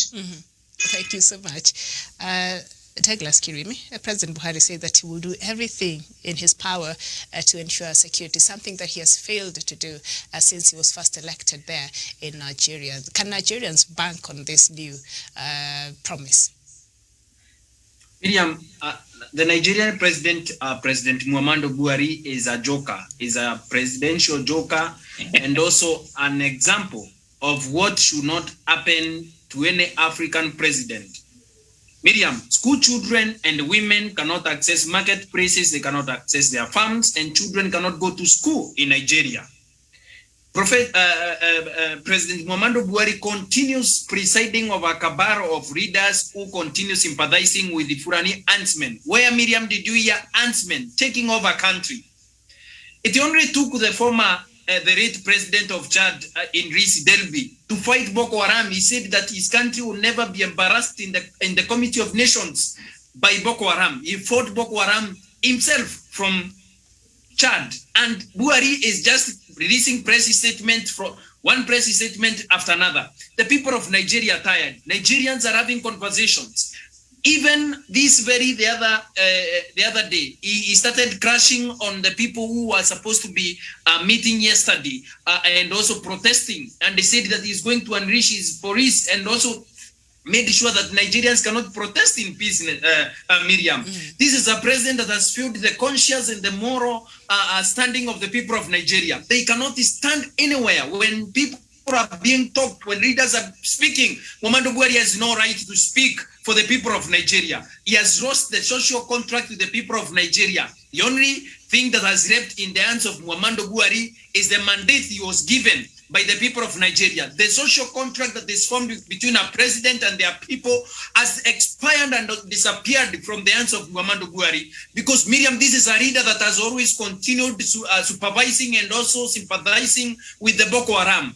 Why did Idriss Déby push out Boko Haram from Chad and not Muhammadu Buhari, a man who relies on press releases and his media heads, who continue giving false impression that the president is in charge in Nigeria? This is a president that should be ashamed of himself in the Africa of today. Muhammadu Buhari is even far worse than a dictator. Muhammadu Buhari was the president 1984-1985 in Nigeria. When he was a dictator, he was far much better than when he was in power democratically today, Miriam. I have no kind words for a man who was stuck into power, waiting for 2022 to hand over a broken country to another cabal of other thieves who continue running down Nigeria, Miriam. People in Nigeria can't go to school, no electricity, no internet, no nothing. There's nothing that goes on in Nigeria. Only Muhammadu Buhari and a few police officers who continue crashing on the hopes and ambitions of the people of Nigeria, getting better governance and better political representation. The people of Nigeria have no political representation. The man that is in power today is believed to be Jibril from Sudan. This is not Muhammadu Buhari that they voted in 2015. This is a man who has presided over Nigeria that is run down, a Nigeria that no business can occur there, a Nigeria where investors are running away, a Nigeria, Miriam, where no young people can have their own voices because Muhammadu Buhari will go ahead and crush their voices and also their hopes and aspirations. Miriam, this is a man that continues presiding over Nigeria that cannot be able to stand even in West Africa alone. This is a man that was defeated by other presidents in protecting the sovereignty, the property, and the life of their people. People, as we speak now, people cannot move from southwest or from southeast to northern Nigeria because they'll be kidnapped. People cannot go to church today on a Sunday. On Friday, as you go to a mosque in Nigeria, you are kidnapped. As you go to school in the morning, tomorrow is Monday. Children in Nigeria, Miriam, will not go to school because they'll be kidnapped. Where is Muhammadu Buhari? Where is the presidential action that he keeps promising the people of Nigeria? What is he promising the people of Nigeria using a press conference? Using a press release, Miriam. We need action in Nigeria, and if action is not taken in Nigeria, we will forget Nigeria as we know it, because today they are talking about a working country. They are talking about Oduduwa. They are talking about Biafra. They are talking about various countries that want to split from the Fundo Republic of Nigeria. Miriam, I have no kind words from Muhammadu Buhari, a corrupt leader, an inept, incompetent leader who continues presiding on Nigeria as Nigeria corrupts on his very eyes, and the very eyes of ECOWAS, the very eyes of AU, and the very eyes of international community. I submit. Okay. Thank you so much. And during that address to the nation yesterday, President Buhari expressed his condolences to families and friends of our countrymen and women and children who have been the unfortunate victims of such senseless kidnappings and murders. And this is not the first time I've heard President Buhari come out and express his condolences, which he has done this, I think, too many times. Until when will Nigerians continue to hear such a statement coming from the president, who has now admitted that he has failed his people? What will be the right thing for President Buhari to do, Jevan Karanja? Thank you very much, Miriam. The best thing for President Buhari to do is to go home, Miriam, is to pack and go for a political code, because Miriam to go to ICC and be jailed there, because Miriam, he has failed the people of Nigeria. He has failed to bring leadership. He has failed to show them the direction, or to take them through the path of prosperity. Therefore, it's so unfortunate that Miriam, what he is doing now, he is sending messages of condolences to the families who have lost their loved one because of a notorious group called Boko Haram, a group that he promised to crush within 100 days of his office as he assumed the office of the presidency. Therefore, Miriam, this is a man who has failed the people of Nigeria, and him coming out to give condolences, I think the best he can do is to prevent the deaths in the first place. Because these condolences, Miriam, they will not do anything. They will not comfort the family. They will not replace the deaths. The death, it is just an empty rhetoric. Because Buhari has reduced himself to a rhetoric president, but not an action-oriented leader. Therefore, the people of Nigeria have an option to ensure as they go for the general election, they send this man home. And Miriam, they should also continue making their voice heard. They should continue pushing for Biafran to be given their freedom, to be given their independence, so that they can have and they can plan their own destiny without relying on the people of Nigeria. Because the kind of education we are getting from Nigeria is a country where people are tired, is a country where people have been suffocated, is a country where people have been denied their human rights, Miriam. They are begging for their human rights, Miriam. They are begging to be given a freedom of expression. They have been suppressed. They have been suffocated for long. Therefore, it is time that they get out of this bad regime and to chart their own destiny, Miriam, without relying on this failed regime of Buhari. Therefore, the best they can do is to continue going to the streets, is to continue pushing for reforms, pushing for change, because Miriam, if they keep quiet, Miriam, they will continue. The bad regime of Buhari will continue misusing them, mistreating them, and blackmailing them. It is high time they continue with what they are doing, and I commend them for the work they are doing, Miriam, to making their voice heard, Miriam, even at international level.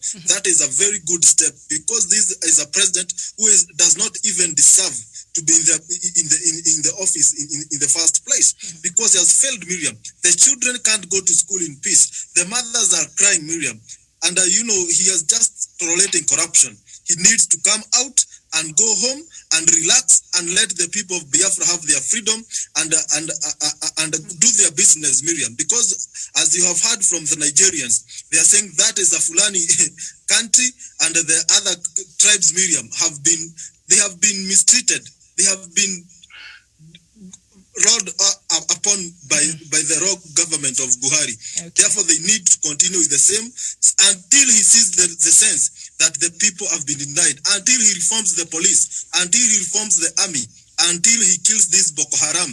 That is when they can relax. But for now, they should continue with the same spirit of fighting for what rightfully belongs to them. And that is freedom and political prosperity, cultural cohesion, and economic growth. Thank you. Okay, thank you so much. Now, the number one job, I think, of a president or a leader of any country in the world is to, protect the lives of the people who elected him and the country that he's supposed to be leading.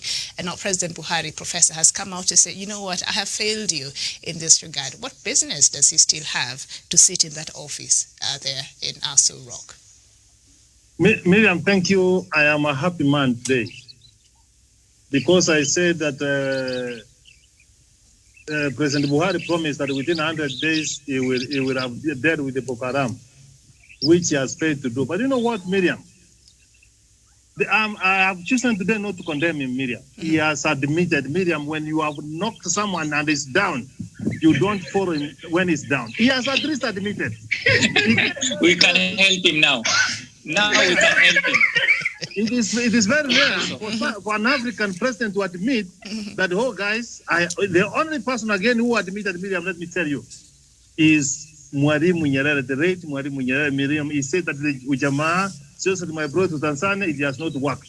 But Boko Haram, President Buhari coming to say that he has failed, Miriam, that's huge and phenomenal. And let me tell you, Miriam, this. Terrorism cannot be fought by one leader or one person in the world, Miriam. Even today, you saw, Miriam, that if you read the newspapers, the United States of America, Joe Biden is going to give us some military assistance, Miriam. So what we need to do, now that he has admitted that he has failed, Miriam, this is where African Union now, or United Nations, to take off, Miriam, from there, and knowing that there's a problem in Nigeria. Now that he has admitted that he cannot make it, Miriam, he can be assisted, Miriam. I submit. Okay, thank you. But he did not call for any kind of assistance. He said that he will do everything in his power to ensure security. Doctor? No, Miriam, he need not to ask for assistance, Miriam. The fact that he has admitted, United Nations Security Council, African Union, every African Union has said, Miriam, there is a problem in Nigeria. Boko Haram are messing up, Miriam. The women and the girls are not secure, Miriam. So what we need to do, Miriam, you need to be helped, Miriam. Even if Miriam, there's a time when someone is pushes you until you cannot even ask for help. He has said he has failed, Miriam. He needs help, even if he has not asked. Okay, all right. Thank you so much, Doctor.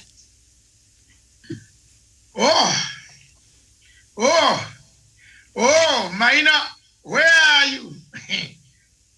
Onyari, where are you? I told you to wish Miriam, Douglas, Kirimi, Javan Karanja. Where are you? I told you that in Africa, we have a problem. You are talking about Buhari. This is not Buhari. Buhari died a long time ago. Now I can conclude. Because the man who is there, whose chairs were eaten by mice. And I told you people, listen to wisdom. I am 65 years old. If mice comes to eat you all, that's why people say you are as poor as church mouse. Because the church mouse watches while money is being taken in the pockets of the bishops. Bishops count the money when the mouse is in the hinge point up there watching. It can't even smell the money. And when it comes to eat your chairs, then you are doomed. You are dead. I want to tell you that Buhari died a long time ago.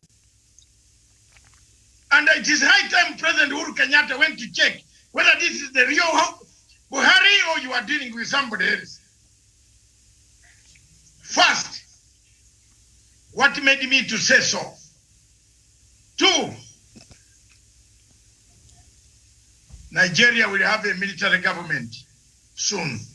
Again, I predict, and I quote this day, time has come for the gallant soldiers, the people of Nigeria, the men who are there. If you don't want to give the freedom of the people of Nigeria to go to decide by referendum, whether Nigeria should remain the same or it should go, it should be reassembled like an old car that has lost the rail, the tires. Then there's one way out, the Nigerian way. I am telling you, they will move in. One of these days, the Aronzis, the General Aronzis will come back. Buhari, you have let down, if you exist, you have let down soldiers. You have let down soldiers like us who would want to become politicians and rule a country one day in my own country. Because Museveni knows I also have a military background like he has. You have now let us down. You have put us at a scale which is silly, a silly scale, Maina, that after Sterling refusing all the help from United States, from EU, from African Union, and telling us that you will conquer Boko Haram. Lastly, you have told us you are empty shell with nothing except your tall cloth of kanzu, the cards that you put on. The shell we see that destroys, kills the same Nigerians. The shell we see that arms Fulani herdsmen to kill other tribes. The shell we see that allows police to siphon money from the individuals, the citizens, corruption, rampant. The shell we see that Nigeria banks more money in private banks' accounts than it puts in roads and infrastructure. The Buhari, who should have been thrown out a long time ago, had it not been the French monopoly of power matrix that takes place in Lagos and Abuja and other places and in Paris. Buhari is a subject of foreign dark forces that Africa is seeking to remove from power. Buhari is a man who should not be talking to us anymore. He should be telling Nigerians why he has punished them to this level. Why? Why? Why have you turned Nigeria into a gangster state, a mafia state, a kidnapping state, a Boko Haram state, a killing stationary, a kidnap where ransom? A Nigeria that Africa was hoping for. A Nigeria that one day, Nkrumah from Ghana would stand and say, Baba tafadhali barewa. Let's unite and free Africa. Let's use our resources to free Africa.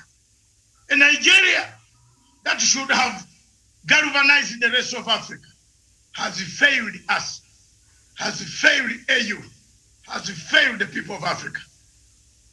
Therefore, there are only two things that should be done. The people of Biafra need independence. You either give it to them or they give it to you. I'm not a Nigerian, but I've followed the stories of killings, Miriam. The stories of killings, the torture of the younger men, the slaughter of the women, the rape by soldiers, by forces that were supposed to fight Boko Haram. They instead fight civilians, unarmed civilians killed in Onisa, in Oniva, in Obura, in all these states. Enugu, all these states, civilians are being killed. Younger men are being tortured, slaughtered, tied on Land Rovers, military Land Rovers. They are being pulled around the villages until their skins go down. This is the Nigeria we are talking about. The international community is watching a genocide performed against the Biafran people, against the Igbo people. Everybody is not speaking. Very few of us are speaking like Nyerere. Kwame Nkrumah spoke, like Obote, like Jomo Kenyatta, like Haile Selassie. They spoke. They spoke their minds out. They recognized Biafra, Kaunda, the Mulungushi Club. Do you remember Mulungushi Club? We did recognize Biafra. We told the people, Biafran people are being butchered. And for me, from my country, Uganda, where the last agreement was hammered, I have no worry. I have no regrets, but to support what my founding fathers of my nation, of my Pan-Africanism, Obote, Nyerere, Jomo Kenyatta, Haile Selassie, Gabriel Nasser, Sekou Toure said about Biafra. I have no regrets. They said, give Biafra freedom. There is no shortcut here, Miriam. I have no regrets for having 4 years ago on this platform, together with Tawish, we stood firm and said I would start the program to defend the Biafran people. I stood firm. I said I would stand firm to support the people of Amazonia. I stood firm and I said I would support the people of Gambia. Today, Adam Barrow is in power, that watchman from North London, who has now forgotten that he was a watchman. He is now embracing the French policies. He came to power because of this mouth. I took my satellite phones to transmit from Gambia Banjul, secretly, clandestinely, to overthrow Yahya Jammeh. I am not going to hesitate. If we are to liberate Africa, we have to move together. We cannot talk about African unity when some units are not united. We cannot talk about African unity when wounds, countries are bleeding, when the Biafrans are bleeding in Atlantic Ocean, when Port Harcourt, in all these states in Southeast have no roads. They produce oil. You come and take the oil. You sell the oil from Abuja, but you give them nothing. You cannot say African unity. Where is the unity coming from when people sleep hungry? Miriam, where is the unity coming from when people sleep on top of water? Have you seen the houses in the south and east?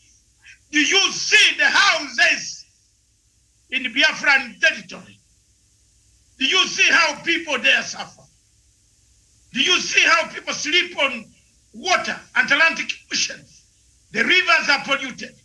They drink polluted water. What Buhari is doing is to take away the oil, sell it, and bank with his wife and marry more women. What Buhari is doing is take away the money. He doesn't pay the soldiers. That's why the soldiers are not fighting Boko Haram. Some soldiers have taken corruption as the norm of winning the public policy. A country to reach such a degree without any intervention is very dangerous for the world. A population of 200 million people whom we had thought they could bring Africa to a joy, bring joy to Africa. They have brought despondency to Africa. A country like that must be rearranged. The only way to rearrange Nigeria is to give the Igbo people freedom. The only way to rearrange Nigeria is to salvage Nigeria by allowing a referendum, whether people want to stay together or they want to form states that are viable to each other. The viability of Nigeria as admitted by His Excellency, the so-called Mr. Jaburi, is no more. Mohammed Buhari is no more. We have somebody else who doesn't know that Boko Haram existed. He's now telling us that after all this fight, he lost the country. What do we do as Africans? As Africans, as press, the fourth estate, as investigative journalists, as diplomats like Gaina Maina, as professors of conflict resolution experts, as younger generation like Javan Karanja and Douglas Kirimi, as veteran investigative journalists like Tawish, a veteran broadcaster like Miriam Ogut. What do we do now and not tomorrow? We have done our best. We have labored our grounds. We have told the world. We stood together and we stand together with the people of Biafra up to the end. We are not against. We don't want to dismember Africa. But we can't have an Africa that is bleeding to unite. You can't unite a bleeding Africa. It's impossible. You can't unite Paul Biya with people who want freedom in Cameroon. You can't. You can't unite Buhari with people who want freedom in Nigeria. One of them has to part ways. There is no way you have to do a unity of purpose with Buhari present in Nigeria. Miriam, ladies and gentlemen, I submit, therefore, that Nigeria has disintegrated. This last statement is a nail in the coffin. That Buhari himself comes up to say, I am done. Therefore, I call upon President Buhari to submit his resignation to the Senate of the people of Nigeria, surrender power, and go and spend the last hours of his way and eat his money peacefully. Perhaps that will save him from going the route Javan Karanja has suggested here. And I want now to warn Mr. Buhari that on Tuesday, a new chief prosecutor arrives in the International Criminal Court. Mr. Buhari, you might have a date with this new chief prosecutor because you used to bribe the old one.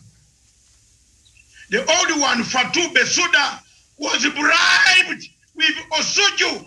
Osuji, a Nigerian, they were bribed not to bring charges against you. I, Dr. David Masanga, I will follow them up to the end. They have to clear my name.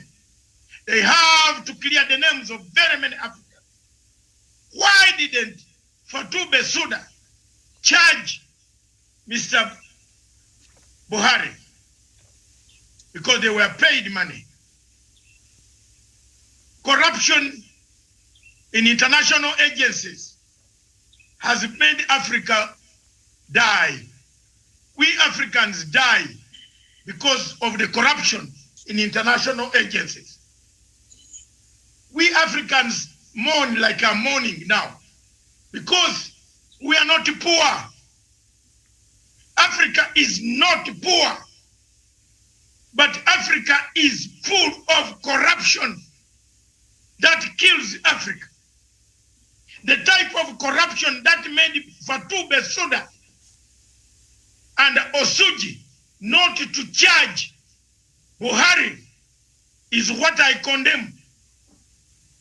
Mr. Buhari, now the new prosecutor has arrived. If I were you, I would resign very quickly. Because the first test of Karim Khan is Matsanga's petition, which I have ready now. I have it ready on Nigeria, not on Kenya, on Nigeria. I want to see how Karim Khan will react on the Nigerian petition that I'm presenting. I was born, but I live in a country where Karim Khan lives. That country follows rule of law. I want to ask Karim Khan on that day, the following day, to indict Muhammad Buhari. I am going to give him the best English. He read English like I read. And unfortunately, he did not go to Oxford. I went to Canterbury. Let's exchange notes. The battlefields and the battle lines are going to be drawn from Tuesday. The first assignment for Mr. Karim Khan is to indict Mr. Buhari. And we shall lay grounds. We have been collecting evidence why Buhari has been butchering people, murdering people, slaughtering people, defiling people, forceful deportation from the north to go back home. When you are in Abuja, you are told to go back home. I want you to tell me where a man, a Igbo who was born in Abuja, should go back home. Where is home?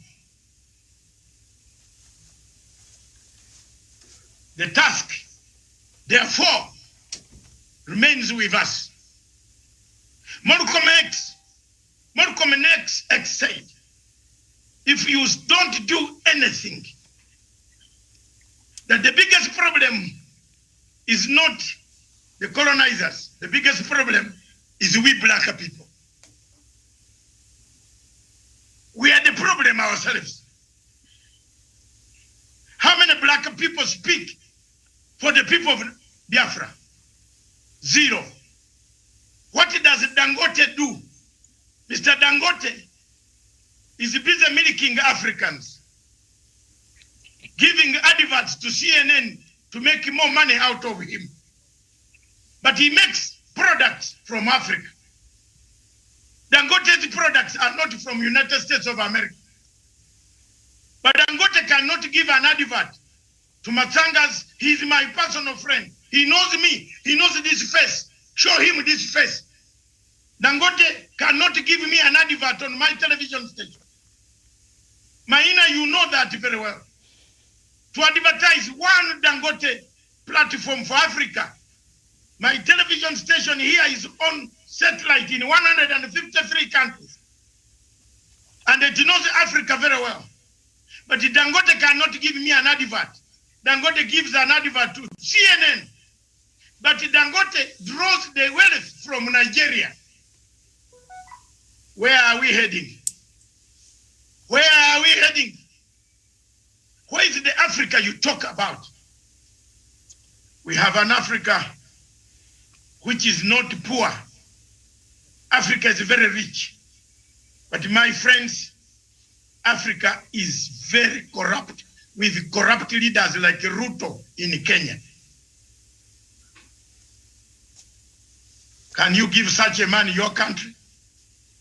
Kenyans will have another Buhari. If you think I'm lying, you will see for yourselves. You will have another Buhari. I beg to move and tell you that the time is now for African Union. The time is now for President Uhuru Kenyatta as the chairperson of African Union Peace and Security Council to evaluate the statement of General Buhari, who has said he cannot guarantee the security of the people of Nigeria. The time is now for the African Union, for the Security Council.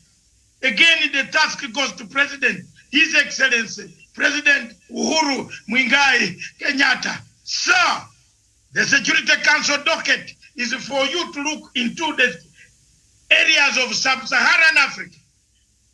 Sub-Saharan Africa is in chaos. Buhari has told us he cannot guarantee the welfare, the security, the dignity, the sovereignty of the people of Nigeria. What do we do now? Let's move in, help Nigeria to rearrange itself through a referendum that will give people of the regions self-autonomy or self-dignity other than the indignity that they are going through today.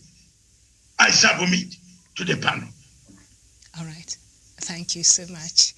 And that marks the end of that topic. We had one more remaining about the G7 meeting that is currently, I think they're winding up today in the United Kingdom, where what leaders gathered with the global pandemic recovery high on the agenda, including a commitment to share 1 billion vaccine doses with the poorer countries. So that is just one of the agendas that the G7 countries had there in the UK. Miriam, Let me summarize this for you. And maybe other people can help me, Professor Nyan. China created the havoc that is killing us. And I have already written a piece in the Daily Punch, which will be published tomorrow in London. And I have given to the Guardian, my friend promises to write it out, to publish it. China created the disease.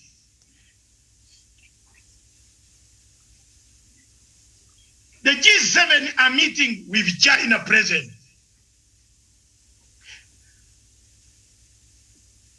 From the British point of view, and I stand with dignity, that the British people always ask the truth. Can the British, this conference, you know what? We have agreed, Miriam, first of all, you people listen to me. All of us have agreed that God is the timetable man. If he has decided for us to perish, we can perish. But now to perish, Miriam, listen, to perish without knowing where this thing came from. When you are all right a few days, you are now bad off today.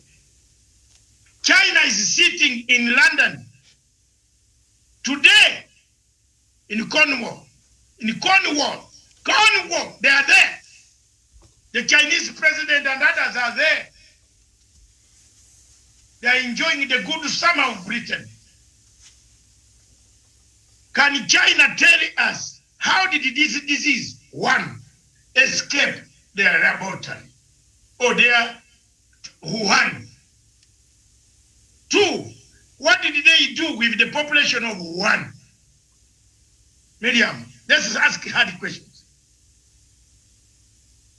Wuhan had 80 million people. Do you tell me, in the name of God, that Wuhan, with that airport, with too many planes, over 400 planes landing daily, it only has that number today? China's population is almost 2 billion.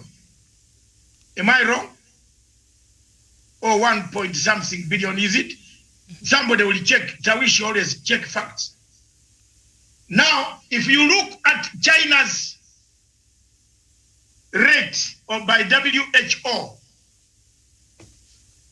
surely, what is it that they have done there, which they can give the G7 to give us to get healed quickly? Miriam, people in Africa want to be healed and start walking. As I speak now, my own country where I was born, where I don't live because of bad governance and other things that follow every African country, is under lock. You can't move from one river. You cannot draw one water from the other river. Have you ever seen that type of life, Miriam? You can't move from one district to the other. No car is moving except trucks carrying goods. People, if you were caught in Kenya, if you don't have money in the hotel, go and sleep at the police station. Did you know that? There are so many Ugandans now at the police station in Busia, waiting for 42 days to be over. They can't cross. Nobody will allow you to cross. In Malaba, in Bukwa, in other parts of Uganda. So let China tell the people, how did it save its people with such a huge population, which India is not able to save? Didn't we buy medicines and pharmaceuticals from India? Oxford AstraZeneca, isn't it being brought from India, Miriam? Mm-hmm. So what happened to India? They stocked less or more. We have been flying to India for Now we want answers. Giving us medicine, leftovers, is welcome. But now, finally, I want to finish by saying, African leaders should not also use this as a chance to con us. They should not gong us. Because some people now are going to use this chance. Free medicine. You want to know which one the government has bought. Am I wrong, Miriam? You want to know? So some of these countries should declare openly on BBC that, country X in Africa, I'm not going to name any president could even be annoyed with me. Let's say country X in Africa, we have given you 4 million doses. Country Y in Africa, publicly, that BBC and other agencies. Because some African countries like Buhari, Nigeria, if Buhari receives these drugs, Buhari is going to say, I bought them direct. Because there's no accountability. There's no accountability in Nigeria. Countries that are corrupt, where corruption is rampant, must declare. We want these countries to declare, not to send us leftovers. Some of these leftovers could be very dangerous. It is true. We must be careful. Mrs. Bill Gates said, soon Africa will be littered with dead bodies. Did she know when and how we were going to die? Lastly, I want to leave you with this, Professor Nyani. When Noah was making his ark, people laughed at him. Like Kenyans have been laughing at me. I'm not saying I'm Noah. And I better, Professor, you better get it clear. If today you are put on glasses, you have become a very difficult guy. Maybe you went for training in Mossad with glasses on. You know, those are James Bond one. Professor Onyari, and Miriam, who are Bible readers, when Noah was making his ark, people laughed at him. They said, I don't know, somebody can Google that one, please, for me. When Noah was making his ark, people laughed at Noah. Which ark? Which ark is this? Is this the ark? I have been telling people in Africa that George Soros is penetrating every institution in Africa. People said, I'm a loudmouth. I'm a refugee. I am this. Go back home. Now, Tawish, as in the rain come, Miriam, as in the rain comes, are you in Kenya not having the rain of even the Chief Justice we selected recently becomes even more hostile? Yes, yeah? More hostile. Douglas, are we having no rain? The ark. Soon people will say, can we find this man and ask him how you make the ark? I am ready to help. But I'm Paul, who came to preach in Samaria. My time has come to shut up now, so that I can keep quiet and leave the rest of the people. And Miriam, thank you all that the G7 should give us a solution than proclamations. What is the solution? Will that medicine be enough for the world? Will it? But can they ask China, how did you heal your people? I don't see China quarreling. Are they putting people in furnace to burn? Because I don't see China bothered about the disease. Onyari, is China bothered about the disease? China seems not to be bothered about the disease. We are the people bothered, but it created the disease. I submit. And maybe Professor has one word also. I submit to you, Miriam, and I go. I thank you very much for giving us the opportunity. And I thank the people of Nigeria, of Biafra, that I will stand by you, with you, for you, at all times. All right. Thank you so much. I'm afraid that's where we have to end this afternoon. Miriam, let me just have this to say that I don't have much to say. I want you to assure that Dr. Masanga, I normally wear glasses. It is because of the light in my room, which normally comes in my eyes. That's why I wear specs. Okay. But today I'm in the natural, and I'm in the natural setting of the one you are wearing, James Bond. They are James Bond, the dark ones. These are the real glasses like mine. But the ones I want to, Go ahead, Professor. But I want to agree with you on your comment on COVID-19 that I agree with you 100%. What we have been saying now and what Bill Gates said, it is coming to pass. And now that the fact that people are using water to inject people, this is one way of killing the people of Africa. We will continue making noise. We will continue harassing people that these African people, you know what happened with the drugs which were imported from Russia. You can now see the connection. So what we now need to do is to urge people to be very vigilant, very, very vigilant. Otherwise, we are going to see dead bodies littering in the continent of Africa. And you can agree with me, Dr. Masanga and Miriam, that we have seen this COVID-19 coming in stages. Phase 1 was different, phase 2 was different, phase 3 was different, and we are expected the fourth one. Is it being released in intervals or what? You add, they were talking about the one for India and the one for this.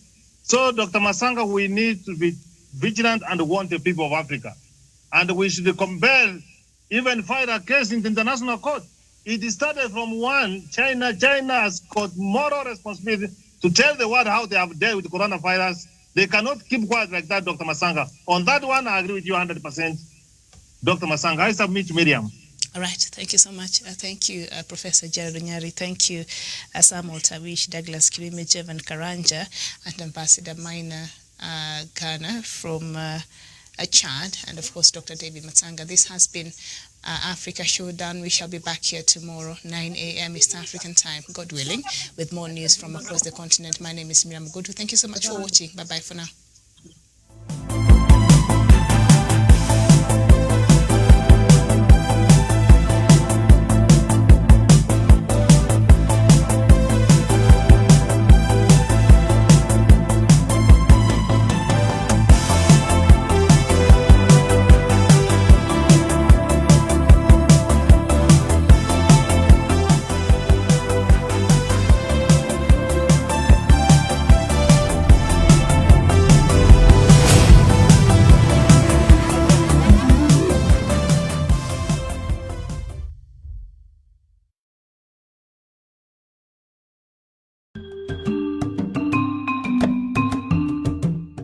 The government of Kenya is keen on the development of social economic infrastructure to support the realization of the Big Four agenda and Vision 2030.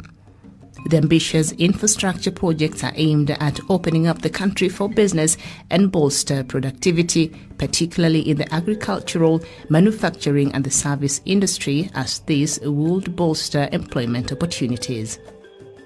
Part of these critical infrastructure projects include the ongoing 27-kilometer expressway linking Nairobi's Jomo Kenyatta International Airport and Nairobi's Westlands.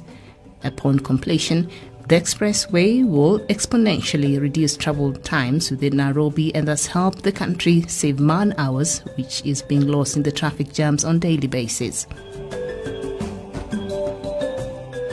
The Lake Victoria Port Modernization Project to increase cargo handling capacity of the port and to increase Kenya's bilateral and multilateral trading within the region. The expansion of healthcare facilities to facilitate fruition of the country's universal healthcare coverage under the Big Four agenda.